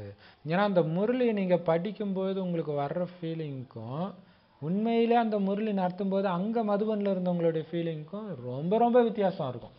அவங்களுக்கு ஐயோ பாபா என் ஆசை நேரத்தை துடிப்பாங்க. நமக்கு என்ன பாபா இந்த தடவை போன தடவை மாலை நேரம் இந்த தடவை ஃபரிஸ்தா அவ்வளோதான்னு ஒதுக்கி வச்சிடுவோம். ஏன்னா இல்லையா அந்த வித்தியாசம் இருக்குது. ஆத்மாவுக்கு இப்ப ஆத்மாவை பற்றிய அறிமுகம், பாபாவை பற்றிய அறிமுகம் கிடைச்சிருக்கு. இதுக்கு தான் ஞான கண் சொல்லப்படுது. எவ்வளவு விசாலமான புத்தி வேணும் இதை புரிஞ்சுக்கிறதுக்கு. சின்ன நட்சத்திரம் மாதிரி இருக்கிற அந்த ஆத்மாவில் எவ்வளவு பெரிய பாகம் நிரம்பி இருக்குது பாருங்க. எவ்வளவு பெரிய விஷயம் கண்ணுக்கே தெரியல. ஆத்மான என்ன, மனம் புத்தி சமஸ்காரம் தான். இது மூணு விட்டா வேற எதுவும் இல்லை அதுல. ஆனா இதுதான் அந்த பாடுபடுத்துது, கண்ணுக்கும் தெரியல. அவ்வளோ நடிப்பு அதுல பதிவாயிருக்கு. ஸோ இதை புரிஞ்சுக்கிறதுக்கு தெளிவான விசாலமான புத்தி இருக்கணும். அது மட்டும் இல்ல, பாபா போனார்னா பின்னாடியே நாமளும் ஓடிடுவோம். இது செம சூப்பர் இல்ல. பாபா போகும்போது பின்னாடியே நாம ஓடுவோம். சரீரம் எல்லாருடையதும் இப்ப முடிய போகுது. உலக சரித்திரம் மற்றும் பூகோளம் மீண்டும் நடைபெற வேண்டி இருக்குது. அப்ப என்ன ஆகும், இப்ப இருக்கிறதெல்லாம் பழைய சரீரம். பழைய சரீரத்தை பழைய உலகத்திலே விட்டுட்டு வாங்க இல்லையா. இந்த பழைய காலத்துல ஐயரு வீட்டுங்கள்லாம் பார்த்தா இப்ப கூட நடந்தாலும் நடக்கலாம். வெளியில இருந்து வந்தாங்கன்னா வெளியிலேயே ஒரு பாத்ரூம் இருக்கும். அங்கேயே அந்த ட்ரெஸ்ஸை கட்டிட்டு குளிச்சுட்டு புது ட்ரெஸ் போட்டு உள்ள வருவாங்க. இது எதோடைய நினைவு? புது உலகத்துக்கு போறது, பரந்தாமத்துக்கு போறதுக்கு இங்கேயே எல்லாத்தையும் கடைசிட்டு மேல வாங்க. சூப்பரா இருக்குது இல்ல. அவங்களே தெரியாம பண்றாங்கன்னா எவ்வளவு அவங்களுக்குலாம் இந்த ஞானம் கிடைக்கும்போது பயங்கர குஷியா இருக்கும் அதை ஃபாலோ பண்றவங்களுக்குலாம். இப்ப பாபா சொல்றாரு, ஏன்னா மீண்டும் சரித்திரம் பூகோளம் திரும்ப நடக்க போகுது, மீண்டும் புதுசா ஆரம்பிக்க போகுது. மற்றபடி நீங்க வீடு வாசலை விட வேண்டாம். சரி உலகமே அழிய போகுது, நான் இப்பயே வீடு வாசலை விட்டுணுமா? அது வேண்டாம், அப்படி முடியவும் செய்யாது. நான் ஒன்றும் உங்களுக்கு சன்னியாச மார்க்கத்தை கற்றுக் கொடுக்கல. பற்ற மட்டும் நீக்குங்க. துக்கத்தை கொடுக்கறது எது? பற்று. இது பார்த்தீங்கன்னா ஐயருங்க வீட்டில் இப்பயும் இருக்குதுன்னு நினைக்கிறேன் இந்த பழக்கம். இறந்தாங்கன்னா அடுத்த செகண்டை தூக்கி உடம்பு தூக்கி வெளில போட்டுருவாங்களாம். நம்ம வீட்டுக்குள்ளே தானே வச்சுருப்போம், அடுத்த செகண்டை திண்ணையில் வச்சுடுவாங்களாம். பற்று இல்லைன்னா தானே அது முடியும். இதெல்லாம் முடியுமா?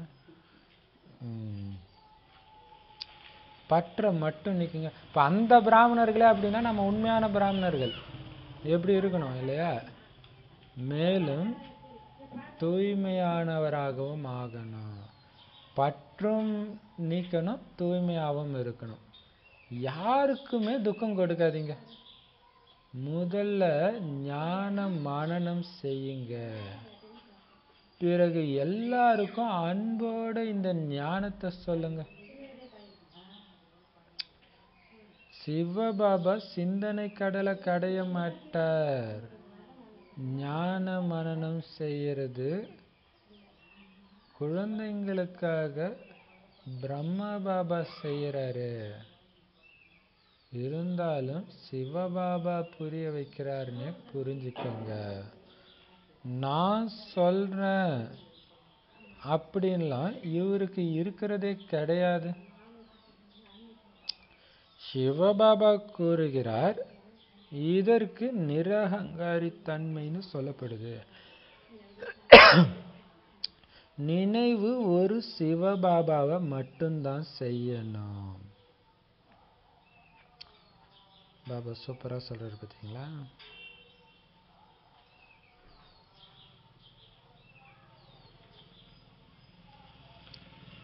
பற்று நீக்கணும், தூய்மையாகணும், யாருக்கும் துக்கம் கொடுக்கூடாது. இவ்வளோதான் இந்த ஞானம் இல்லையா? பற்று நீக்கணும், தூய்மையாக இருக்கணும், எந்த காரணத்துக்கும் துக்கம் கொடுக்காதீங்க, மனசால கூட கொடுக்காதீங்க. முதல்ல நீங்கள் ஒருத்தங்களுக்கு புரிய வைக்கிறதுக்கு முன்னாடி அந்த ஞானத்தை நீங்கள் அசை போட்டுட்டு பிறகு புரிய வைங்க அன்போட. அங்கே போய் தான் முதல்ல போய் நான் சொல்கிறேன், நான் பட விளக்கம் கொடுக்குறேன் நின்னீங்கன்னா என்ன ஆகிடும்? எதை ஃபஸ்ட்டு சொல்லணும், எதை லாஸ்ட் சொல்லணும், அந்த ஒரு கோர்வை இருக்காது. ஸோ ஏற்கனவே நீங்கள் பல தடவை இதை ஆசை போட்டு ப்ராக்டிஸ் பண்ணி பார்த்தா தான் அங்கே வரும். அது இல்லாமல் புதுசாக வரும், பட் ஆனால் நீங்கள் ப்ராக்டிஸ் பண்ணியிருக்கணும். மற்றபடி சிவபாபா ஒன்றும் ஞான கடலெல்லாம் கடைஞ்சிட்டு இருக்க மாட்டார். அப்போ ஞானக்கடலை கடைஞ்சி, சிந்தனை கடலை கடைஞ்சி உங்களுக்கு ஞானத்தை சொல்கிறது பிரம்மா பாபா. நிறைய விளக்கம்லாம் நடுவில் சொல்கிறாரு இல்லை இந்த இது. அப்போ ஆனால் ஏன்னா இந்த சாஸ்திரங்கள் இதெல்லாம் சொல்கிறாரு, சாஸ்திரங்கள் என்ன சிவபாபாவை படிக்கிறாரு இல்லையா? இப்போ பாபா சொல்கிறாரு, பிரம்ம பாபா தான் சொல்கிறாரு, இருந்தாலும் நீங்கள் சிவபாபா சொல்கிறாருன்னு புரிஞ்சுக்கோங்க. அதான் பாபா சொல்லியிருக்காரு இல்லையா? பிரம்மா பாபா சொன்னால், ஏன்னா ஒரே வாய் தானே, கண்டுபிடிக்கிறது கஷ்டம். பிரம்மா பாபா சொன்னாலும் சிவபாபா சொல்கிறான்னு புரிஞ்சுங்க. அதில் போய் ஆராய்ச்சி பண்ணிட்டு இருக்காதுங்க யார் சொல்கிறாரு யார் சொல்கிறாருன்ட்டு. ஏன்னா சிவபாபா சொல்கிறாருன்னு புரிஞ்சுக்கிட்டு ஒருவேளை பிரம்மா பாபாவுடைய மன வழி கலந்து கொஞ்சம் தப்பு வந்தால் கூட அதுக்கு நான் பொறுப்புன்றேன். ஆனால் பிரம்மா பாபா சொன்னாலும் சரி, சிவபாபா சொன்னாலும் சரி, பிரம்மா பாபா சொல்கிறாருன்னு நீங்கள் நினச்சிங்கன்னு வச்சுக்கோங்க, போச்சு, எல்லாம் போச்சு. உங்களுடைய புத்தி எங்கே இருக்கணும்? சிவபாபா கிட்ட இருக்கணும். பாபா இப்போ பாபா சொல்கிறாரு, இப்போ இதுதான் பெரிய விஷயம். இப்போ சங்கர் பார்ட்டிங்கெல்லாம் என்ன பண்ணாங்க, அங்கே சிவபாபா வரல, பிரம்ம பாபா தான் வர்றாரு, சிவபாபா எங்களுக்குள்ளே வராரு அப்படின்ட்டு அவங்க ஒரு புது ஞானத்தை சொல்லிட்டு இருக்கிறாங்க. ரெண்டு பேரும் சேர்ந்து வராங்க இல்லையா? அப்போ இது நம்மளை பொறுத்த வரைக்கும் பாப்தாதா, ரெண்டு பேரும் பிரிக்க முடியாது. அப்பா அம்மா ரெண்டு பேரும் ஒன்றா இருக்காங்க, ஒரு உடல் இரு உயிர் இல்லையா? இப்போ பாபா சொல்றாரு,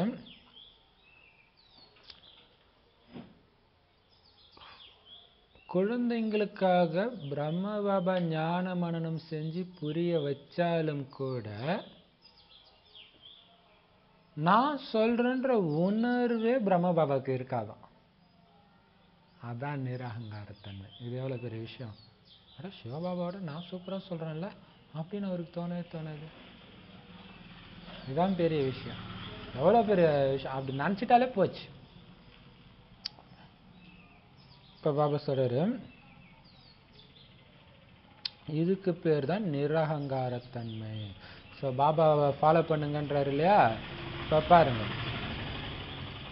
நிரகங்காரத்தன்மை இருக்குது இல்லையா? இப்போ பார்த்தீங்கன்னா அதுவும் பாபா ஃபரிஸ்தாவை ஆன பிறகு இப்போ வர்ற வானிலம் பயங்கரமாக இருக்குது. அதாவது ஸ்தூல உடலில் இருக்கும்போது சாக்கார பாபா உடலில் சிவபாபா வந்து சொன்னதை விட இது பயங்கரமாக இருக்குது. அதனால் கொஞ்சம் கூட அகங்காரமே இல்லை. அவருக்கே தெரியாது நான் தான் சொல்கிறேன்ட்டு இல்லையா?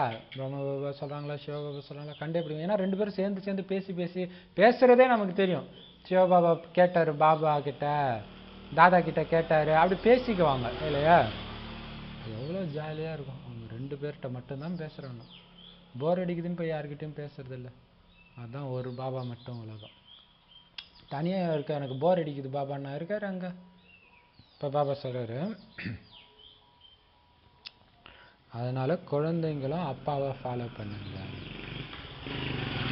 அவர் இன்னொன்று,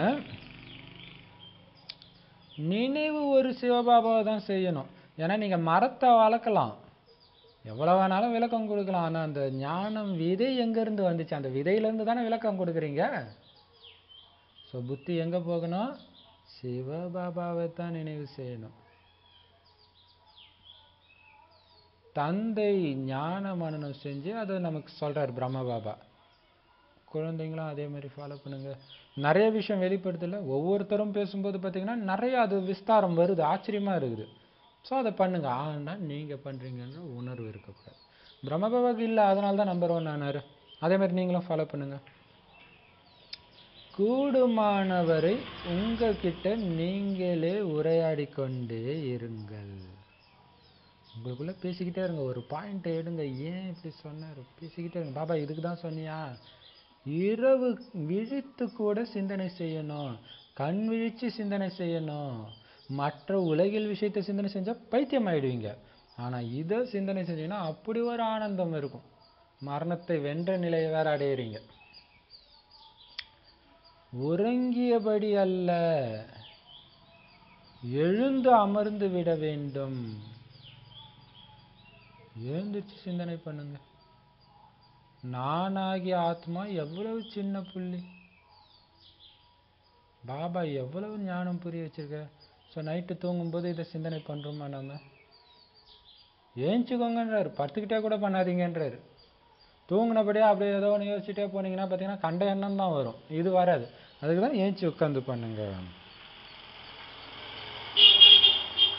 ஏன்னா சிந்தனை பண்றதுக்கு ஞானமா இல்லை, எவ்வளவு ஞானம் பாபா புரிய வச்சிருக்கிறார்.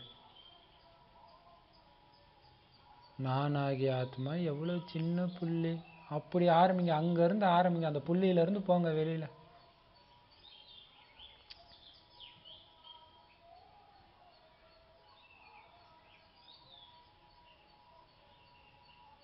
சுகம்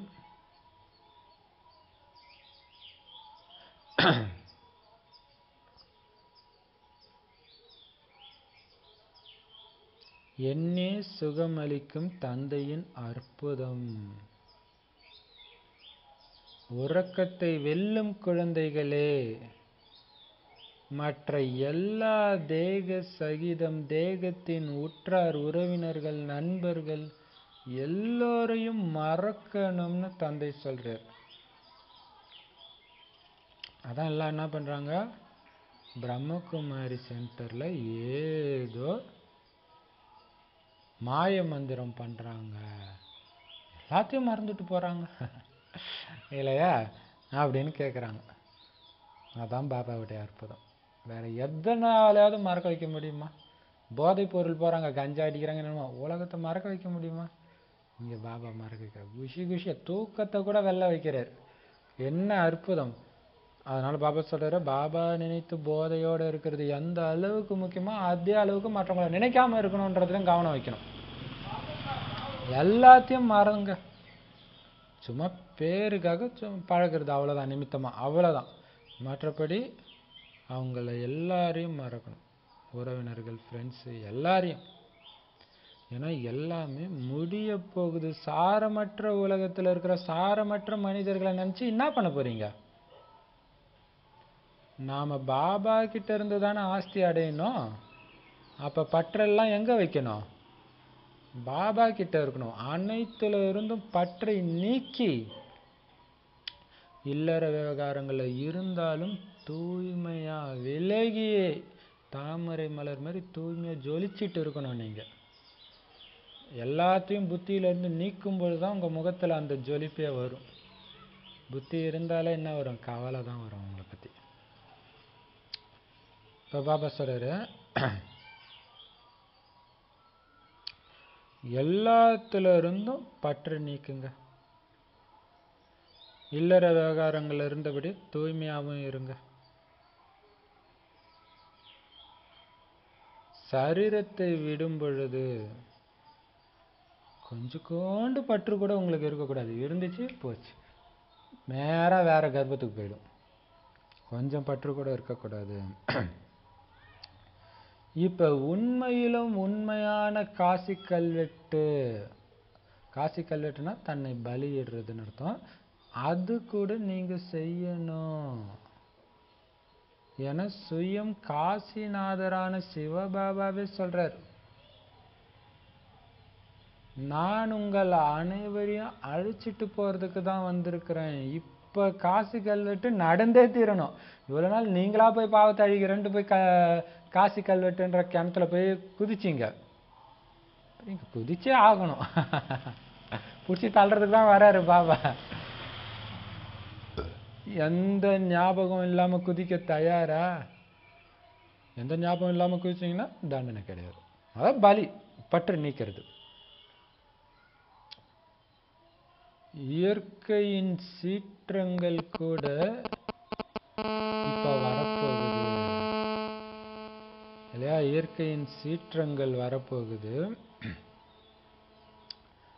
அந்த சமயத்துல நீங்க கூட நினைவுல இருக்கணும். அவங்க, அதாவது காசி கல்வெட்டு செய்யறவங்க கூட நினைவுல இருந்து கிணத்துல குதிச்சிடுறாங்க.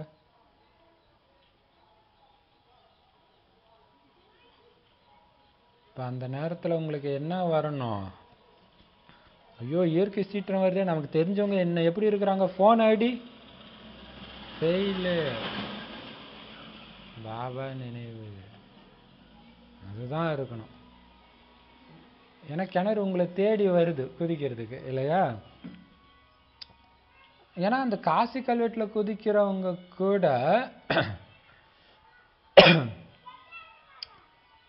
என்ன பண்றாங்க,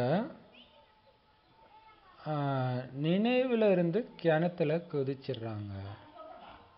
ஆனா கிணத்துல குதிக்கிறதுனால ஒண்ணுமே ஆக போறது கிடையாது. இங்க நீங்க எப்படி ஆகணும்னா தண்டனையே வாங்காம இருக்கிற அளவுக்கு ஆகணும். அப்படி இல்லைன்னா உயர்ந்த அளவு பதவியை அடைய முடியாது. பாபாவுடைய நினைவுனால தான் விகர்மங்கள் விநாசமாகுது. கூடவே நாம மீண்டும் 84 பிறவிகளின் சக்கரம் சுத்தி வருவோன்ற ஞானம் நமக்கு இருக்குது. இந்த ஞானத்தை தாரணை செய்யறதுனால நாம சக்கரவர்த்தி ராஜா ஆகிடுவோம். அதனால எந்த ஒரு பாவ காரியமும் நீங்க செய்யக்கூடாது. ஏதாவது கேட்கணும்னா பாபா கிட்ட ஆலோசனை கேளுங்க. ஏன்னா சர்ஜன் மருத்துவர் அவர் ஒருத்தர் தானே.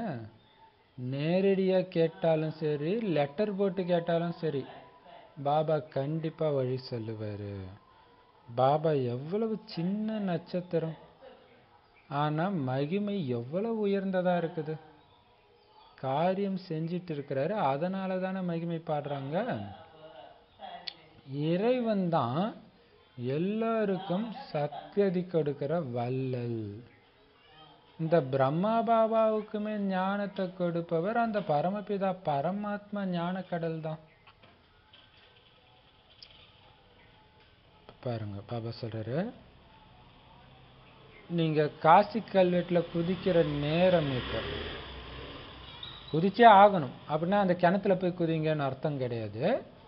இயற்கை சீற்றம் அந்த மாதிரி உலக அழிவு வரப்போகுது. ஆனா உங்களுக்கு பாபா நினைவு தான் இருக்கணும். ஆனா அந்த காசி கல்வெட்டுல குதிக்கிறவங்களுக்கு தெரியும், இதோ இருக்கு கிணறு, நான் குதிக்க போறேன், உடம்பு போகுது, ஸோ இறைவன் நினைவுல குதிச்சா நான் புண்ணியம் அடைவேன் அப்படின்னு நினைக்கிறாங்க. முக்தி அடைவேன்னு நினைக்கிறாங்க. அதை அடைய மாட்டோம். பட் இருந்தாலும் அவங்களுக்கு தெரியும் அடுத்த ஸ்டெப் இதுன்ட்டு. நமக்கு தெரியாது. கடைசி வினாடி எப்பன்னு தெரியாது.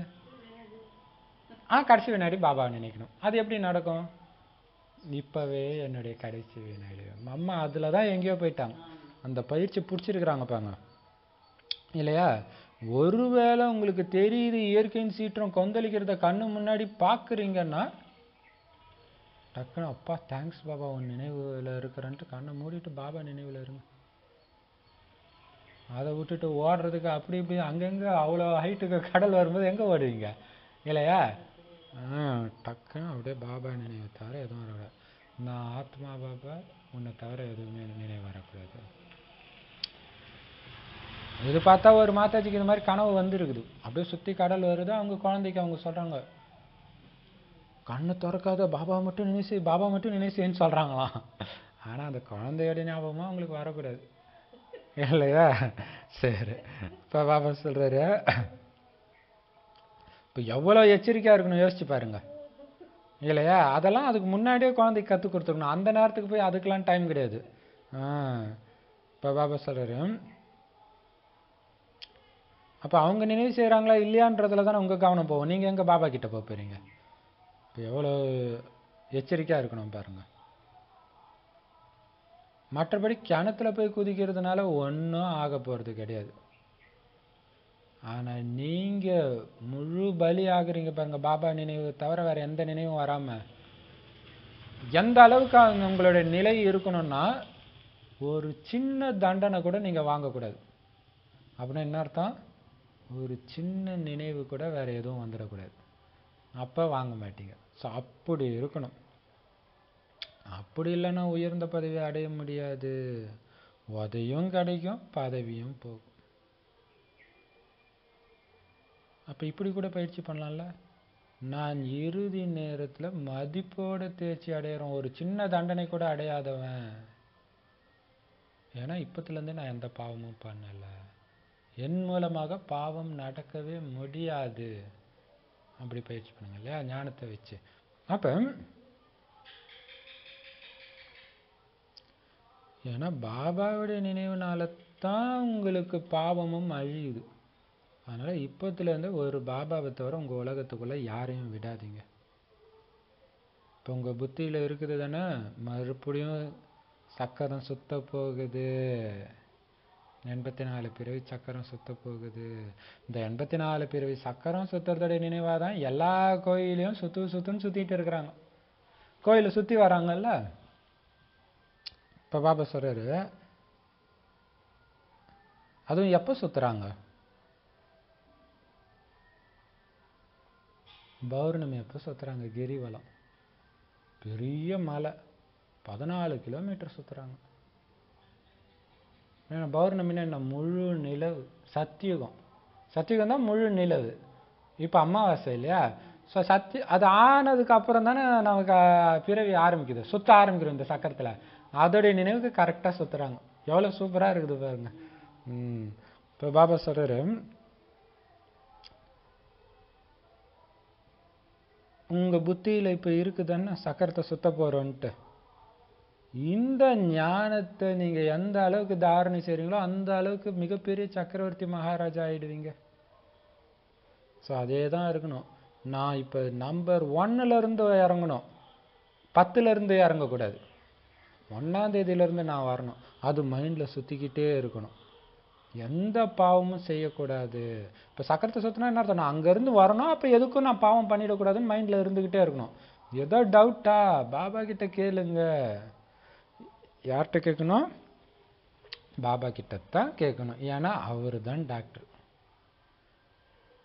மருத்துவர். நான் ஒருவன் தானே. நேரடியாக கேளுங்க, இல்லை லெட்டர் போட்டாவது கேளுங்க, கண்டிப்பாக பாபா வழி சொல்வார். எவ்வளவு சின்ன புள்ளி பாபா, ஆனால் எவ்வளோ உயர்ந்த மகிமை அவருக்கு. ஏன்னா அந்த அளவுக்கு காரியம் அவர் செஞ்சிருக்கிறார். அதனால தான் அவ்வளோ மகிமை. என்ன காரியம் செஞ்சார்? சத்கதி கொடுத்தார். முழு உலகத்துக்கு சத்கதி கொடுக்கிற வள்ளல் அவர். பாக்கிய விதாத்தா அப்படின்ட்டு வருது இல்லையா தேசிய கீதத்தில். இப்போ பாக்கியத்தின் வள்ளல், பாக்கியத்தை கொடுக்கிற வள்ளல் அவர். இந்த பிரம்மாவுக்கே அவர் தான் ஞானம் கொடுக்கிறார். ஸோ மகிமையெல்லாம் அந்த ஒரு பரமபிதா பரமாத்மா ஞானக்கடலுக்குத்தான். பாபா சார், குழந்தைங்களே ஒரு பாபாவை மட்டும் நினைவு செய்யுங்க, மேலும் மிகவும் இனிமையானவராகணும். அதான் இன்னைக்கு ஒரு சிஸ்டர் திடீர்னு, பிரதர் எனக்கு 36 தெய்வீக குணங்களாக அனுப்புங்க, நான் எல்லாத்தையும் தாரணை பண்ணியே ஆகணும் அப்படின்னு கேட்டாங்க. ஸோ அவங்க அந்த வாணியை முன்னாடியே படிச்சிருக்கிறாங்க, அதான் கேட்டிருக்கிறாங்க. இனிமையானவராகணும். அது இல்லாமல் ஞாயிற்றுக்கிழமையும் சொன்னார் இல்லையா, ஒவ்வொரு குணத்தின் ஆழத்துக்கு போங்கன்ட்டு. ஸோ பாபா நினைவு, ஞானம், பயங்கர இனிமைத்தன்மை இருக்கணும். அப்படியே உங்ககிட்ட வந்து, அதாவது பிரகாஷ் மணிதாதி டைமண்ட் ஹாலில் வந்து நின்னாங்கன்னா எல்லார் கண்ணிலையும் தண்ணி வருமா, அவங்களுக்கே தெரியாதான் ஏன் வருதுன்ட்டு. ஏன்? அந்த இனிமைத்தன்மையின் சொரூபமாக இருக்க அந்த அதிர்வலைகள், என்னுடைய சகோதர ஆத்மாக்கள் குழந்தைங்க என்னுடைய ராஜ்யத்தை அவங்க பார்க்குறாங்க. ஸோ அது அவங்களுக்கு போய் டச் ஆகுது இல்லையா? அந்த அளவுக்கு இனிமையானவராகணும். அதுதான் வரதானி ஆத்மான்றது. உங்களோட எண்ணத்தை கிளியராக வச்சு சுத்தமான எண்ணங்களை வைக்கும்போது அது வரமாக ஆகுது. பார்த்தீங்கன்னா அவங்க ஸ்டேஜுக்கு வந்தாலே இப்படி செய்வாங்க, எல்லாரையும் கட்டி பிடிக்கிறேன் அப்படின்ட்டு. அப்போ அவ்வளோ தேக உணர்வை மறந்து அந்த அந்த ஒரு ஆன்மீக அன்பில் இருக்கிறாங்க இல்லையா? இப்போ பாபா சொல்றாரு, அனைவருக்கும் சிவபாபா எவ்வளவு இனிமையா இருக்கிறாரு பாருங்க. எல்லாருக்கும் அன்பா புரிய வச்சுட்டே இருக்கிறாரு. எத்தனை தடவை உங்களுக்கு சொல்றாரு, திருந்த மாட்டீங்களா? நான் சொல்றாரு, அன்பா புரிய வச்சுட்டே இருக்கிறார். அவ்வளவு பொறுமையின் கடல், அன்பு கடலா இருக்கிறார். அதனால அவர் அவசியம் அன்பு தான் காட்டுவாரு. இனிமையிலும் இனிமையான குழந்தைகளே, யாருக்குமே மனசால கூட துக்கம் கொடுக்காதீங்க. சொல்லாலையும் செயலாலையும் துக்கமே கொடுக்காதீங்க.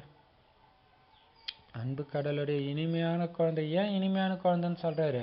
இனிமையா இருங்கன்றதுக்கு தான் சொல்றாரு.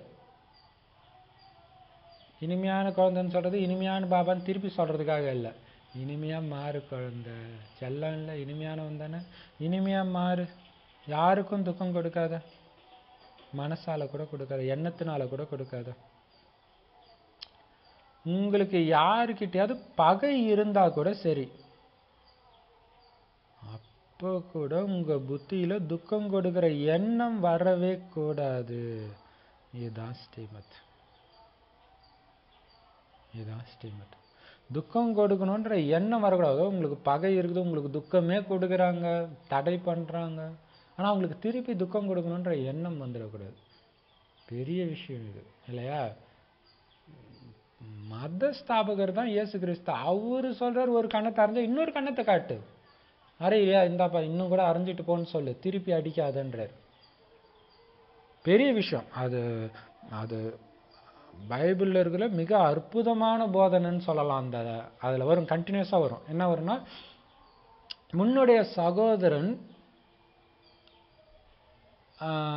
உன்னுடைய வஸ்திரத்தை கேட்கறான்னா உன் தோல்ல இருக்கிற துண்டையும் சேர்த்து கொடு. உன்னை 1 கிலோமீட்டருக்கு நடக்க வைக்கிறான்னா அவன் கூட நீ 10 கிலோமீட்டர் நடந்து போ, எதிர்க்காத. அற்புதமான போதனை, பாபாவுடைய போதனை இல்லையா? சரி, ஆனா பாபா இதை விதவிதமா சொல்றதுனால நமக்கு வேலை செய்யுது, அது ஒரே இதனால வேலை செய்யலாம். ஆனா அற்புதமான போதனை. இப்ப பாபா சொல்றாரு துக்கம். அப்ப பாருங்களா, இயேசு ஈட்டியால குத்துறாங்க. குத்தும் போது அவர் சொல்றாரு, ஆனா அவர் சொன்னாரா தெரியாது, பட் பைபிள் அப்படிதான் இருக்கு. என்ன இருக்குதுன்னா, பரமபிதாவே இவங்க என்ன பண்றாங்கன்னு இவங்களுக்கே தெரியல, பாவம் மன்னிச்சிடுங்கன்னு. எவ்வளவு பெரிய விஷயம் இல்லையா? அதான் பாபா சொல்றாரு, வெறுப்பு வரக்கூடாது, யார் மேலேயும் வெறுப்பு வரக்கூடாது. பகையே இருக்கட்டும், இருந்தாலும் புத்தினால அவங்களுக்கு ஒரு துக்கம் கொடுக்கணுன்ற எண்ணம் கூட வந்துடக்கூடாது. எல்லோருக்கும் சுகத்தின் விஷயத்தை மட்டும்தான் சொல்லணும். அவங்க நல்லா இருக்கணுன்ற எண்ணம் மட்டும்தான் உங்களுக்கு வரணும். உள்ளுக்குள்ள யார் மேலேயுமே வெறுப்பு வைக்கக்கூடாது. இது பார்த்தீங்கன்னா, இது அற்புதமாக ஒரு ரஜினி படத்தில் கூட வரும். அருணாச்சலம் படத்தில் பார்த்தீங்கன்னா கொஞ்சம் மோசடி நடக்கும். ரஜினிக்கு சொந்தக்காரங்க கொஞ்சம் மோசடி பண்ணுவாங்க அந்த பணத்தை, மக்களுக்கு சம்பளம் கொடுக்கறதுல. ரஜினி காதுக்கு என்ன சொல்லுவாரு, பணத்து மேலே உனக்கு ஆசை இருக்குதா, ஏதோ சொத்து ஏதோ ஒரு தில்லுமுள்ள வருவார். அவர் என்ன பண்ணார், அவருடைய சொத்தை ஃபுல்லாக அவனுக்கே எழுதி வச்சுடுவார். அடுத்த நாளே அவன் தூக்கு மாட்டிக்குவான். ஏன்னா இப்படிப்பட்டவர். அதுதான் பாபாவுடைய வழி. கண்டிப்பாக மாறுவாங்கன்னு பாபா சொல்கிறார். ஆனால் நம்ம என்ன நினைக்கிறோம், அவங்க மாறவே மாட்டாங்கன்னு நினச்சிடுறோம். கண்டிப்பாக மாறுவாங்க. ஏன்னா எல்லாருக்குமே இன்னும் 20 வருஷம் தானே இருக்குது. 20 வருஷத்தில் கண்டிப்பாக அவங்க மாறுறாங்க தானே. இப்படி பண்ணுறதன் மூலமாக தான் மாறுறாங்க, பாபா சொல்கிற மாதிரி பண்ணுறதன் மூலமாக தான். அதனால தான் பாபா சொல்கிறாரு, எல்லோருக்கும் சுகத்துடைய விஷயத்தை மட்டுமே சொல்லுங்க. உள்ளுக்குள்ள யாரு மேலேயுமே வெறுப்பு வைக்கக்கூடாது. உள்ளுக்குள்ள அந்த நெருப்பை வைக்காதீங்க. யாரை பற்றி வெறுப்பான எண்ணத்தை உள்ள அதுதான் இது பவர்ஃபுல்லான ப்ராக்டிஸ். இன்னைக்கு பண்ண செம சூப்பராக இருந்தது. எல்லாரும் நல்லவங்க, எல்லாரும் நல்லவங்க, எல்லாரும் நல்லவங்க கண்டினியூஸ் சொல்லிக்கிட்டே இருங்க. எல்லாரும் நல்லவங்க. அப்போ உங்களுக்கு துக்கம் கொடுத்தவங்களுடைய ஞாபகம் அப்போ தான் வரும். டக்குன்னு எல்லாரும் நல்லவங்க. அப்போ துக்கம் கொடுத்தவங்க ஞாபகம் வரும்போது உங்களுக்கு நெஞ்சு வலிக்கும் இல்லையா? இப்போ எல்லாரும் நல்லவங்க போது அப்படியே லேசாக பறக்கிறது உங்களுக்கு தெரியும். அதான் பாபா சொல்றார், வெறுப்பு உள்ள வைக்கவே வைக்காதீங்க. யார் மேலேயும் வெறுப்பு வைக்காதீங்க. வச்சா உங்களுக்கு தான் கஷ்டம். கடைசியில் வேணும் அப்படின்னுவீங்க இல்லையா? அவங்களுக்கு ஏதோ துக்கம் வந்துச்சுன்னா அவங்க நல்லா வேணும்னுவீங்க. அது அவங்களுக்கும் துக்கத்தை கொடுக்கும், 100 மடங்கு துக்கத்தை உங்களுக்கு திருப்பி கொடுக்கும். ஏன்னா நீங்க யாருக்கு துக்கம் கொடுத்தீங்க? அந்த ஆத்மாவுக்கு மட்டும் கொடுக்கல, பஞ்ச தத்துவத்துக்கு கொடுத்துருக்கிறீங்க. அந்த எண்ணம் பஞ்ச தத்துவம் துடிக்குதுல்ல, திருப்பி உங்களை தாக்கும். எவ்வளோ பெரிய விஷயம். அதனால் வெறுப்பு வைக்காதீங்க. பயங்கர பவர்ஃபுல்லான வாணி. சாக்கார வாணியா ஆக்கார வாணியான்னு தெரியாத அளவுக்கு பவர்ஃபுல்லாக இருக்குது. பாருங்க, அந்த சங்கராச்சாரியர் ஆகியோரை எவ்வளவு பெரிய பெரிய வெள்ளி சிம்மாசனத்தில் உட்கார வைக்கிறாங்க. ஆனா இங்க பாபா உங்களை சோழியிலிருந்து வைரம் மாதிரி ஆக்கிக்கிட்டு இருக்கிறார்.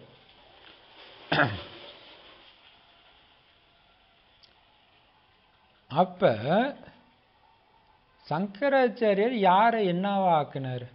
யாராவது வைரம் மாதிரி ஆக்குனாரா? அவருக்கே வெள்ளி சிம்மாசனத்துல உட்கார வைக்கிறாங்கன்னா, உங்களை ஒண்ணுக்கும் உதவாத நிலையில இருந்து வைரம் மாதிரி ஆக்குறாருன்னா, உண்மையிலே சிவபாபாக்கு நீங்க ஒரு சிம்மாசனம் கொடுக்கணும்னா வைரத்தினால ஆன சிம்மாசனம் இருக்கணும். ஆனா பாருங்க, நான் எந்த சிம்மாசனத்துல வரேன்? தூய்மையற்ற சரீரத்துல வரேன். அதான் அன்பே சிவம். அப்படி மாத்துறாரு. ஆனா எவ்வளவு அமைதியா வர்றாரு இல்லையா? பதித்தமான உடல்ல வர்றேன். பாருங்க பாபா எப்படிப்பட்ட நாற்காலி எடுத்திருக்கிறார்.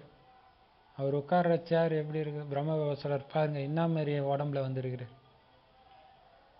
வயசான தாத்தா உடம்புல வந்திருக்கிறார். அவர் எடுக்கணும், யார் உடம்பு வேணாலும் எடுக்கலாம் தானே. தான் இருப்பதற்காக எதையுமே அவர் கேட்கறது கிடையாது. எங்க வேணும்னாலும்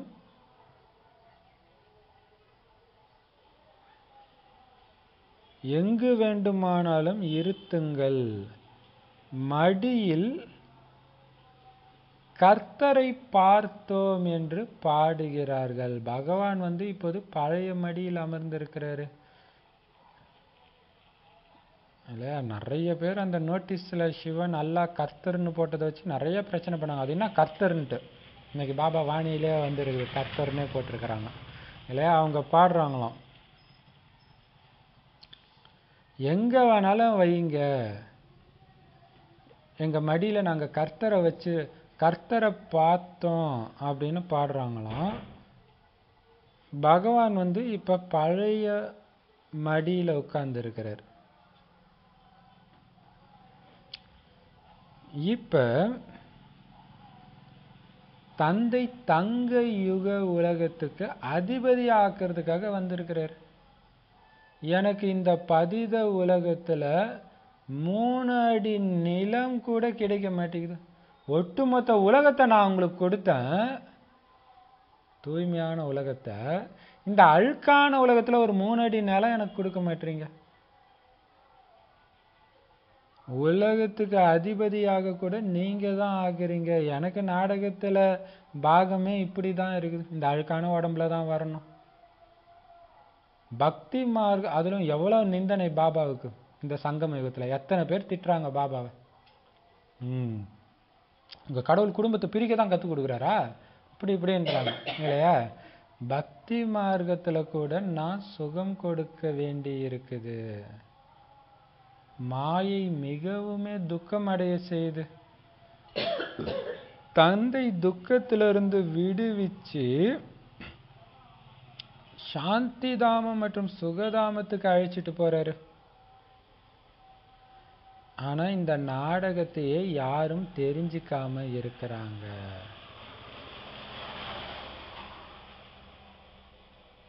இல்லையா? பாபா எப்படி சொல்றாரு பாருங்க.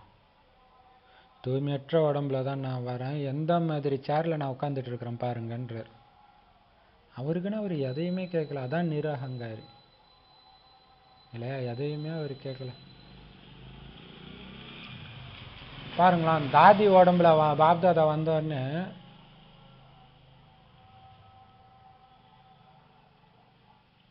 தாதி இங்க மைக்கு கொடுக்குற வரைக்கும் அவர் மைக்கு வேணும்னு கூட கேட்கறது இல்லை. எவ்வளோ பெரிய விஷயம்.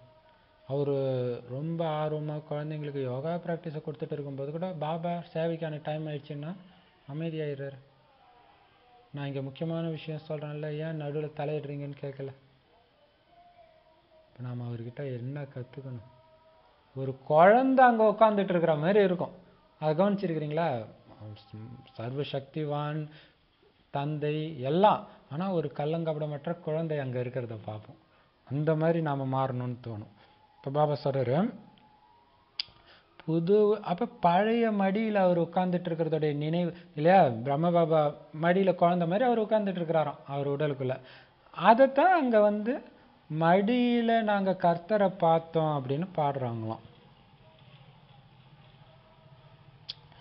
எனக்கு இந்த அப்போ புது உலகத்துக்கு அதிபதி ஆக்கிறதுக்காக நான் பழைய உலகத்துக்கு வரேன் உங்களை அதிபதியாக்க. ஆனால் 3 அடி நிலம் கூட எனக்கு கிடைக்கல. இது பெரிய விஷயம் இல்லையா? இதுதான் பெரிய விஷயம். யார் அதிபதியாக்க வந்திருக்கிறாரோ அவங்களே 3 அடி நிலம் கொடுக்கல. நமக்கு தான் நன்மை செய்ய வராரு, ஆனால் 3 அடி நிலம் கூட கிடைக்கல அப்படின்ட்டு பாபா சொல்றாரு இல்லையா? உலகத்துக்கு அதிபதியாக கூட நீங்க தான் ஆகுறீங்க. எனக்கு ஒன்றும் நாடகத்தில் அந்த பார்ட்டும் கிடையாது. எனக்கு கிடைச்சிருக்கிற பார்ட்டு இந்த பழைய உலகத்தில் பழைய உடம்புல வந்து உங்களை அதிபதி ஆக்குற பார்ட்டு மட்டும்தான். பக்தி மார்க்கத்தில் கூட நான் சுகத்தை தான் கொடுக்குறேன். சுகம் கொடுக்குற பார்ட்டு தான். பக்தியிலுமே என் வேலை சுகத்தை கொடுக்கறது தான். ஏன்னா மாயை உங்களை அந்த அளவுக்கு துக்கத்தில் ஆழ்த்திருக்கு. துக்கத்துலேருந்து விடுவிச்சு சாந்தி தாமம் நான் இருக்கிற இடத்துக்கும் சுகதாமத்துக்கும் அழிச்சிட்டு போகிறதுக்கு தான் பாபா வரார். ஆனால் இதுதான் நாடகம்ன்ற விஷயம் யாருக்கும் தெரியல. நாடகத்தில் இறைவன் வர்றது கூடவே அழைச்சிட்டு போகிறதுக்கு வராருன்னு தெரியாமல் இதுக்கு முன்னாடி வந்தவங்க எல்லாம் இறைவனாக இருப்பாங்களோ அப்படின்னு ஏமாந்து அவங்க பின்னாடி போயிட்டுருக்குறாங்க. இப்போ பாபா சொல்கிறாரு, இந்த நேரத்தில் என்ன இருக்குதுன்னா, ஒன்று பக்தியோடைய பகட்டு இருக்குது, இன்னொன்று மாயையுடைய பகட்டு இருக்குது. விஞ்ஞானத்தினால பாருங்க என்னெல்லாம் அமைச்சிருக்கிறாங்க. நாம் சொர்க்கத்தில் அமர்ந்திருக்கிறோம்னு மனிதர்கள் நினைக்கிற அளவுக்கு விஞ்ஞான வளர்ச்சி. இதுதான் விஞ்ஞானத்துடைய பகட்டு இல்லையா?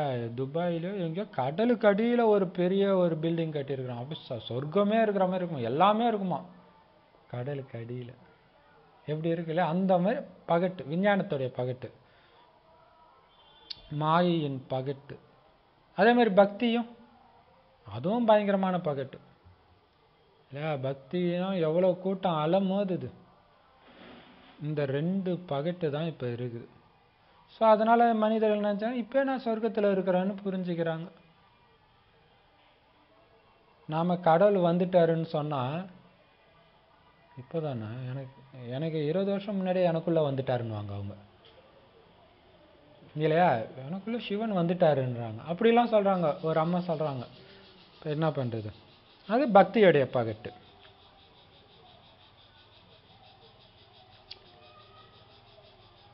அதான் என்னென்னலாம் அமைச்சிருக்கிறாங்க, எவ்வளோ பெரிய கோயில், வசதியோட விமானம், எல்லாமே சொர்க்கத்திலே இருக்கிற மாதிரி அவங்களுக்கு ஃபீல் ஆகுது. இது விஞ்ஞானத்துடைய பகட்டு.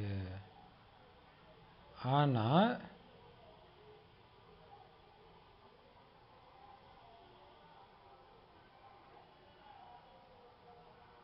போன கல்பத்து மாதிரியே இருந்த பகட்டு. இது எல்லாமே போன கல்பத்தில் இருந்த மாதிரியே தான் இருக்குது. இத்தனை பெரிய பெரிய வீடுகள் எல்லாமே விழுந்து போயிடும். எல்லாம் கொஞ்ச நாளைக்கு தான் இருக்க போகுது. என்ன ஆனாலும் கட்டுங்க. இப்போ நமக்கு பாபா ஞானம் கிடைச்சப்புறம் எங்கேயாவது போனாங்கன்னா பெரிய பெரிய பில்டிங்லாம் கட்டும்போது நமக்கு இதான் தோணுது. மாயாவுடைய பக்கத்து பெரிய பெரிய பிரிட்ஜு என்னென்னமோ எல்லாமே விழுந்துடும். பிறகு இந்த விஞ்ஞானம் சத்தியுகத்தில் உங்களுக்கு வசதியாக உதவ போகுது. இதே விஞ்ஞானம் அங்க வரும், ஆனா சுகத்தை மட்டும் கொடுக்கறதுக்காக வரும். ஆனா இங்க இதே விஞ்ஞானத்தினால தான் விநாசம் நடக்க போகுது. பிறகு இதன் மூலமாகவே நீங்க நிறைய சுகத்தை அங்க அனுபவிப்பீங்க. பாபா ஒரு வாணியில சொல்றாரு, உங்களுக்கு சுகத்தை படைக்கிறதுக்காக விஞ்ஞானிகள் இரவு பகல் தூக்கம் இல்லாம ஒரே லட்சியத்தோட இருக்கிறாங்க, கவனத்தோட. ஆனா நீங்க நோகாம அந்த சுகத்தை அனுபவிக்க போறீங்க. அதுக்கு முயற்சி பண்றீங்களா கவனத்தோட? இல்லையா? அதான் பாபா சார், இதன் மூலமாக நீங்க நிறைய சுகத்தை அங்க அனுபவிக்க போறீங்க. இங்க சொர்க்கமே கிடையாது, அங்க கட்டுவாங்க, இதே விஞ்ஞானிகள் கட்டுவாங்கன்றார். இல்லையா? இது நாடகம். குழந்தைகளாகி நீங்க மிகவும் இனிமையானவர்களாகணும். பல தடவை பாபா சொல்றாரு, இனிமையானவராகணும். அதுதான் மெயின். இனிமையானவராக இருக்கணும். ரொம்ப ரொம்ப இனிமையானவங்களுக்கு தான் ராஜா பதவி. ஏன்னா இனிமையான உலகத்துக்கு சிடுமுஞ்சியா ராஜாவாக்குவாங்க. மிகவும் இனிமையானவராகணும். மம்மா பாபா எப்பவுமே யாருக்குமே துக்கம் கொடுக்கறதே கிடையாது. எவ்வளவு பெரிய விஷயம் இல்லையா? பிரம்மா பாபாவை வெட்டுறதுக்கு வரான், கொலை பண்றதுக்கு வரான். பிரம்மா பாபா என்ன பண்ணாரு? அந்த குழந்தைக்கு சாப்பாடு போட்டு அனுப்புங்க. அவனை பிடிச்சி போலீஸில் போடுங்கன்னு சொல்லலை. கொடுக்க முடியும் தானே, கேஸ் போடலாம் தானே. இவங்க மேலே தான் எல்லாரும் கேஸ் போட்டாங்க, அவர் பண்ணலை. எவ்வளோ பெரிய விஷயம். ஏன்? கர்ம கணக்காயிடும், அவங்களுக்கு தெரியுது இல்லையா? அதுதான். அதாவது பாபா என்ன சொல்லியிருக்கிறாங்கன்னா, நீங்கள் ஒரு கண்காட்சி வைக்கிறீங்க, திருடுறதுக்கு வருவாங்க, கொளுத்துவாங்க, அதெல்லாம் பாபா சொல்லியிருக்கிறாரு. ஆனால் அஞ்ஞானிகள் மட்டும்தான் வருவாங்கன்னு நினச்சோம். இப்போ எல்லாம் ரிவர்ஸில் நடக்குது. அப்போ முன்னாடி நீங்கள் இன்சூரன்ஸ் பண்ணுங்க அப்படின்றார். அப்போ பாபாவுக்கு தெரியுது இல்லையா? தற்காப்பு பண்ண சொன்னார். ஆனால் உங்களுக்கு மற்றவங்க துக்கம் கொடுத்துட்டாங்க, திருப்பி துக்கம் கொடுக்க வேணாம், விட்டுருங்கன்ற. இதுதான் ஸ்ரீமத் இல்லையா? துக்கம் கொடுக்காம இருக்கிறதுக்கு நீங்கள் உங்களை பாதுகாத்துக்கணும். பாதுகாப்பாக முன்னெச்சரிக்கை நடவடிக்கை எடுத்துக்கோங்க. ஆனால் அதையும் மீறி துக்கம் கொடுத்துட்டாங்க உங்கள் கவனக்குறைவுனால, துக்கம் கொடுக்குற எண்ணமே வேண்டாம். உங்களுக்கு நீங்களே டார்ச்சர் பண்ணிக்கிறோம். ஏதோ ஒரு ஜென்மத்தில் நம்ம பண்ணியிருக்கிறோம், விட்டுருங்க இல்லையா? ஏன்னா மம்மா பாபா யாருக்குமே துக்கம் கொடுக்கலையே, எப்பவுமே கொடுக்கவே இல்லையே. அவங்கள தானே ஃபாலோ பண்ண சொன்னவங்கள, அதுக்கு கீழே இருக்கிறவங்கள ஃபாலோ பண்ண சொன்னால் அதுக்கப்புறம் வேணால் எப்படி வேணாலும் போயிருந்துருக்கலாம், அதுக்கப்புறம் உள்ளவங்க எப்படி வேணாலும் நடந்திருக்கலாம். மம்மா பாபா, அதுவும் குறிப்பாக பிரம்மா பாபாவை பாருங்கன்றார் இல்லையா? குழந்தைகளே, ஒரு பொழுதும் உங்களுக்குள்ள சண்டை போட்டுக்காதீங்கன்னு பாபா புரிய வச்சுக்கிட்டே இருக்கிறார் இல்லையா? உங்களுக்குள்ளேயே சண்டை போட்டுக்காதீங்க. அஞ்ஞானிகள் கூடயே நீங்கள் சண்டை போடக்கூடாது. உங்களுக்குள்ள சண்டை போட்டால் என்ன ஆகும்? அஞ்ஞானிகள் என்ன நினைப்பாங்க இல்லையா? எங்குமே கூட அது எந்த இடமா வேணாலும் இருக்கட்டும், அப்பா அம்மாவுடைய மதிப்பு இழக்கிறதுக்கு நீங்க காரணம் ஆயிடாதீங்க. இதுதான் பிரம்மகுமாரியா? இதுதான் உங்க கடவுள் சொல்லி கொடுத்தாரா? இதுதான் பிரம்ம பாபா சொல்லி கொடுத்தாரா? அந்த மாதிரி மதிப்பு இழக்க செய்யாதீங்க. என்ன பண்ணாலும் நீங்க அமைதியா சிரிச்ச முகத்தோட வந்தீங்கன்னா பின்னாடி ஏதோ ஒரு நாள் உங்களை கையெழுத்து கும்பிடுவாங்க இல்லையா? மதிப்பு இழக்க செய்யாதீங்க. இந்த உலகத்துல ஸ்தூல தேகத்தின் மீதுள்ள பற்று நீக்குங்க. ஒரு பாபாவை மட்டும் நினைவு செய்யுங்க. ஸ்தூல தேகம் அது மறந்துடுங்க, செத்து போச்சுன்ட்டார். உங்க குழந்தை செத்துச்சு அப்படி நினைங்கன்றார். அப்ப பற்று போயிடும். வெறும் ஆத்மா அங்க இருக்குது, ஏதோ ஒரு நடிப்பு நடிக்குது, அவ்வளவுதான். சகோதர ஆத்மா பற்று நீக்குங்க, ஒரு பாபாவை மட்டும் நினைவு செய்யுங்க. அது உங்க தேகமாவே இருந்தாலும் சரி, பற்று நீக்கிடுங்க. ஏன்னா எல்லாமே முடிய போற பொருள், ஸ்தூல பொருள் நீங்க கிடையாது. எல்லாமே அழிய போற பொருள் தான். இப்ப நாம எல்லாத்தையும் இங்க விட்டுட்டு திரும்பி போகணும், தனியா சுதந்திரமா போகணும். அதனால உங்களுடைய புத்தியில எதன் மீதும் பற்று வச்சு சுமையை ஏத்திக்காதீங்க. ஒரு பாபா தவிர எனக்கு எதுவும் இல்லை.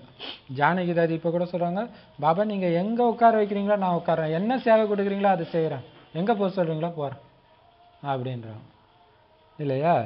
அப்ப பாபா சொல்றாரு,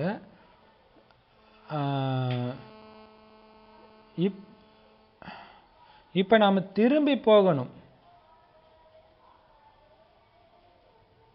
சேவையில பாபாவுக்கு உதவி செய்யணும்.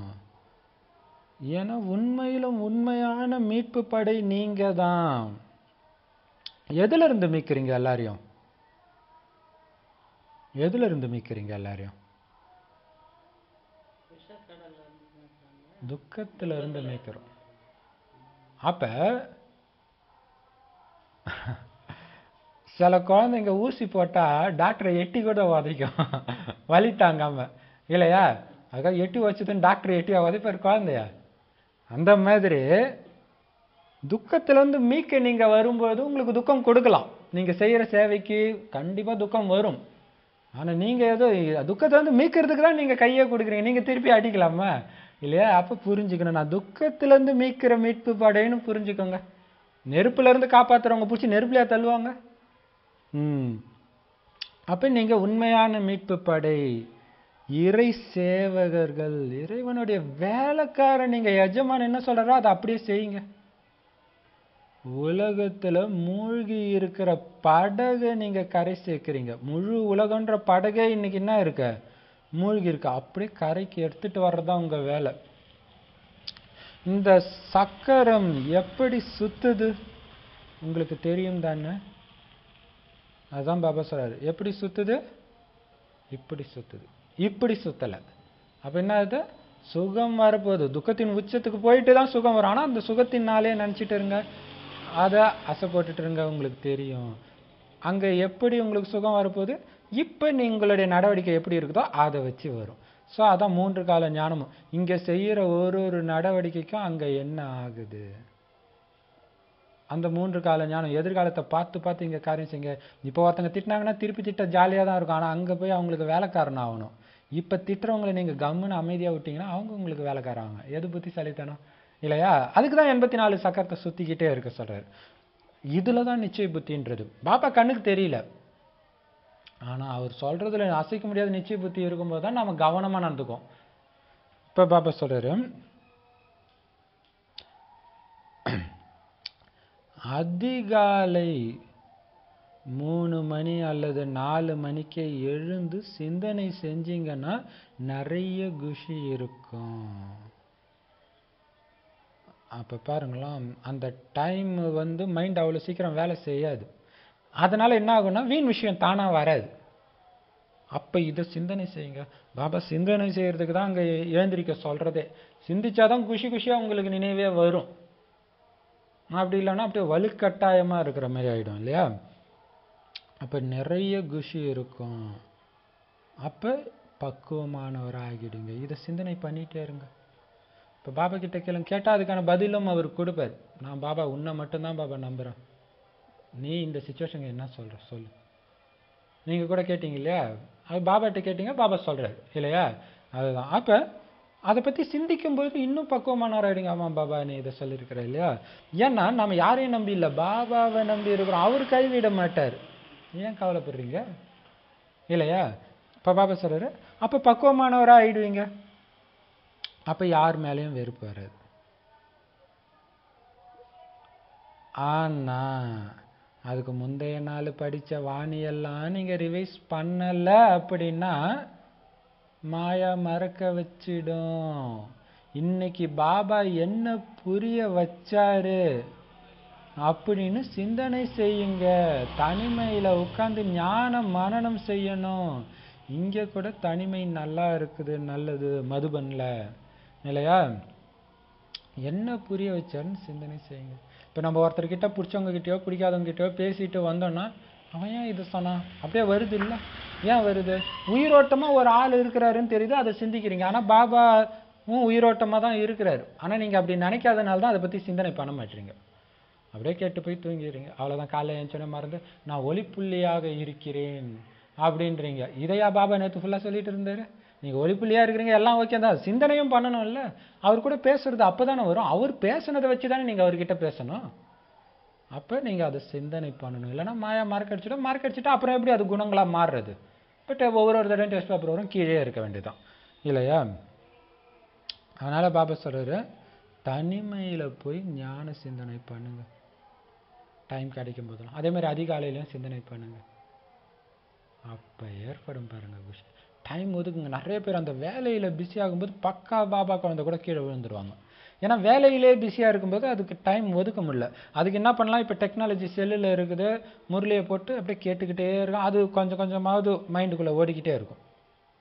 இருந்தாலும் நடுவில் அப்போ நீங்கள் கண்டினியூஸாக இது ஓடிக்கிட்டே இருக்கும்போது நடுவில் நீங்கள் குளிக்க போகும்போதோ அல்லது ஏதோ ஒரு டைம் பிரேக் எடுக்கும்போது பார்த்தீங்கன்னா இந்த ஞான பாயிண்ட் தானாக உங்களுக்கு வரும். சூப்பராக இருக்கும்.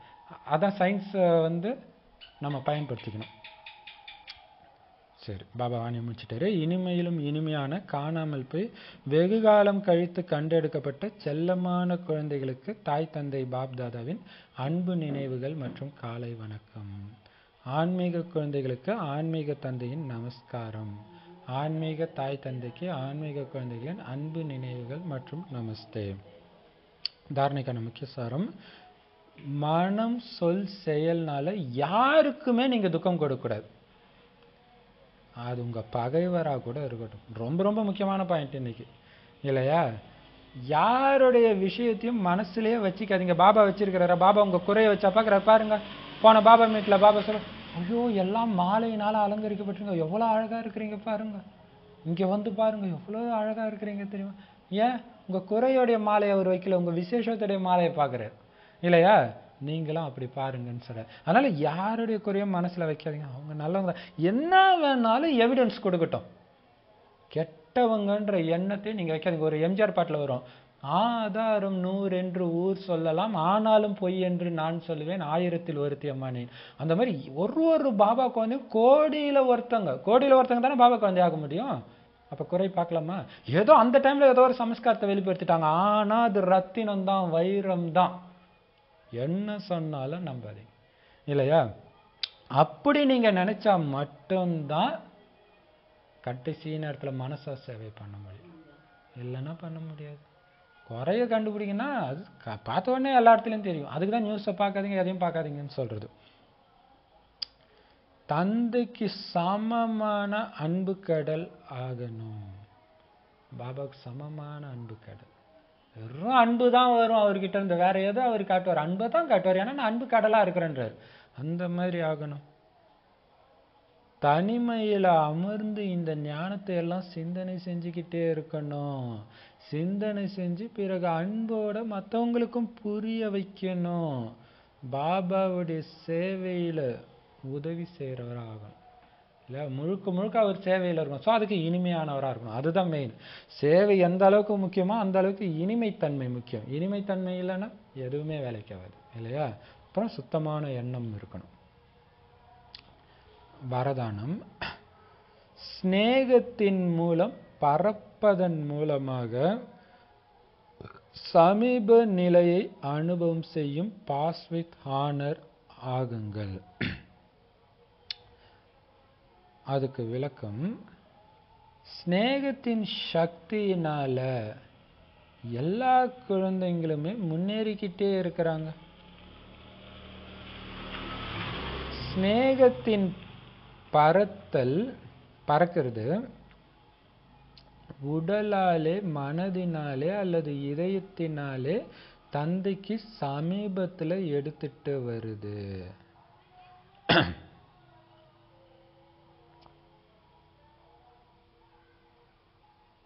ஞான யோகம் தாரணையில் அவங்கவுங்க சக்திக்கு ஏற்ப வரிசைக்கிரமமாக இருக்கிறாங்க.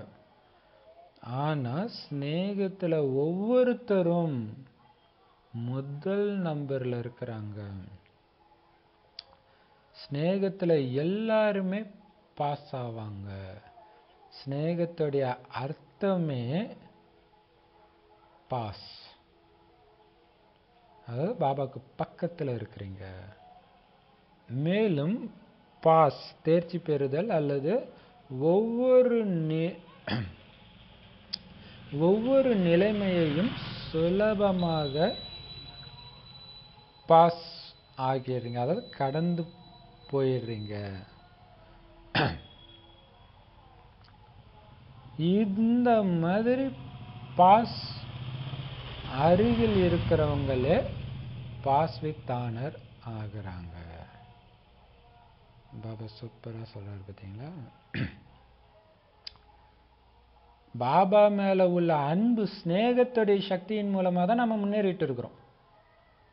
எவ்வளவு மோசமானவங்களா இருந்தாலும் பாபா குழந்தை அனுப்புறோம், கொஞ்சம் கொஞ்சம் மாறிட்டு தான் இருப்பாங்க, மாறாமலாம் இருக்க மாட்டாங்க. ஆனா அவங்கவுங்க சக்திக்கு ஏற்ற மாதிரி மாறிட்டு தான் இருப்பாங்க. அப்படி மாற வச்சது எது? பாபாவுடைய அன்பு இல்லையா? ஸோ இந்த அன்புனால பறக்கிறது தான் பாபாவை உடல் மூலமாகவும் மனதின் மூலமாகவும் இதயத்தின் மூலமாகவும் பாபாவை பக்கத்தில் அழைச்சிட்டு வந்துடுது. பாபாவுக்கு பக்கத்தில் உங்களை அழைச்சிட்டு வந்துடுது. பறந்து அவர்கிட்ட போயிடுறீங்க இந்த அன்புனால. மற்றபடி ஞானத்தில் வரிசைக்கிரமம் இருக்கும், யோகத்தில் வரிசைக்கிரமம் இருக்கும், தாரணையிலும் வரிசைக்கிரமம் இருக்கும். ஆனால் பாபா அன்பில் மட்டும் யாருமே ஃபெயில் கிடையாது. எல்லாமே நம்பர் 1 ஃபர்ஸ்ட் ரேங்க்ன்றார் இல்லையா? ஏன்னா பாபா குழந்தை ஆகுறதுனால அன்புனால தானே ஆகிறோம். இல்லைன்னா எத்தனை பேர் விட்டு போகிறாங்க, கோடி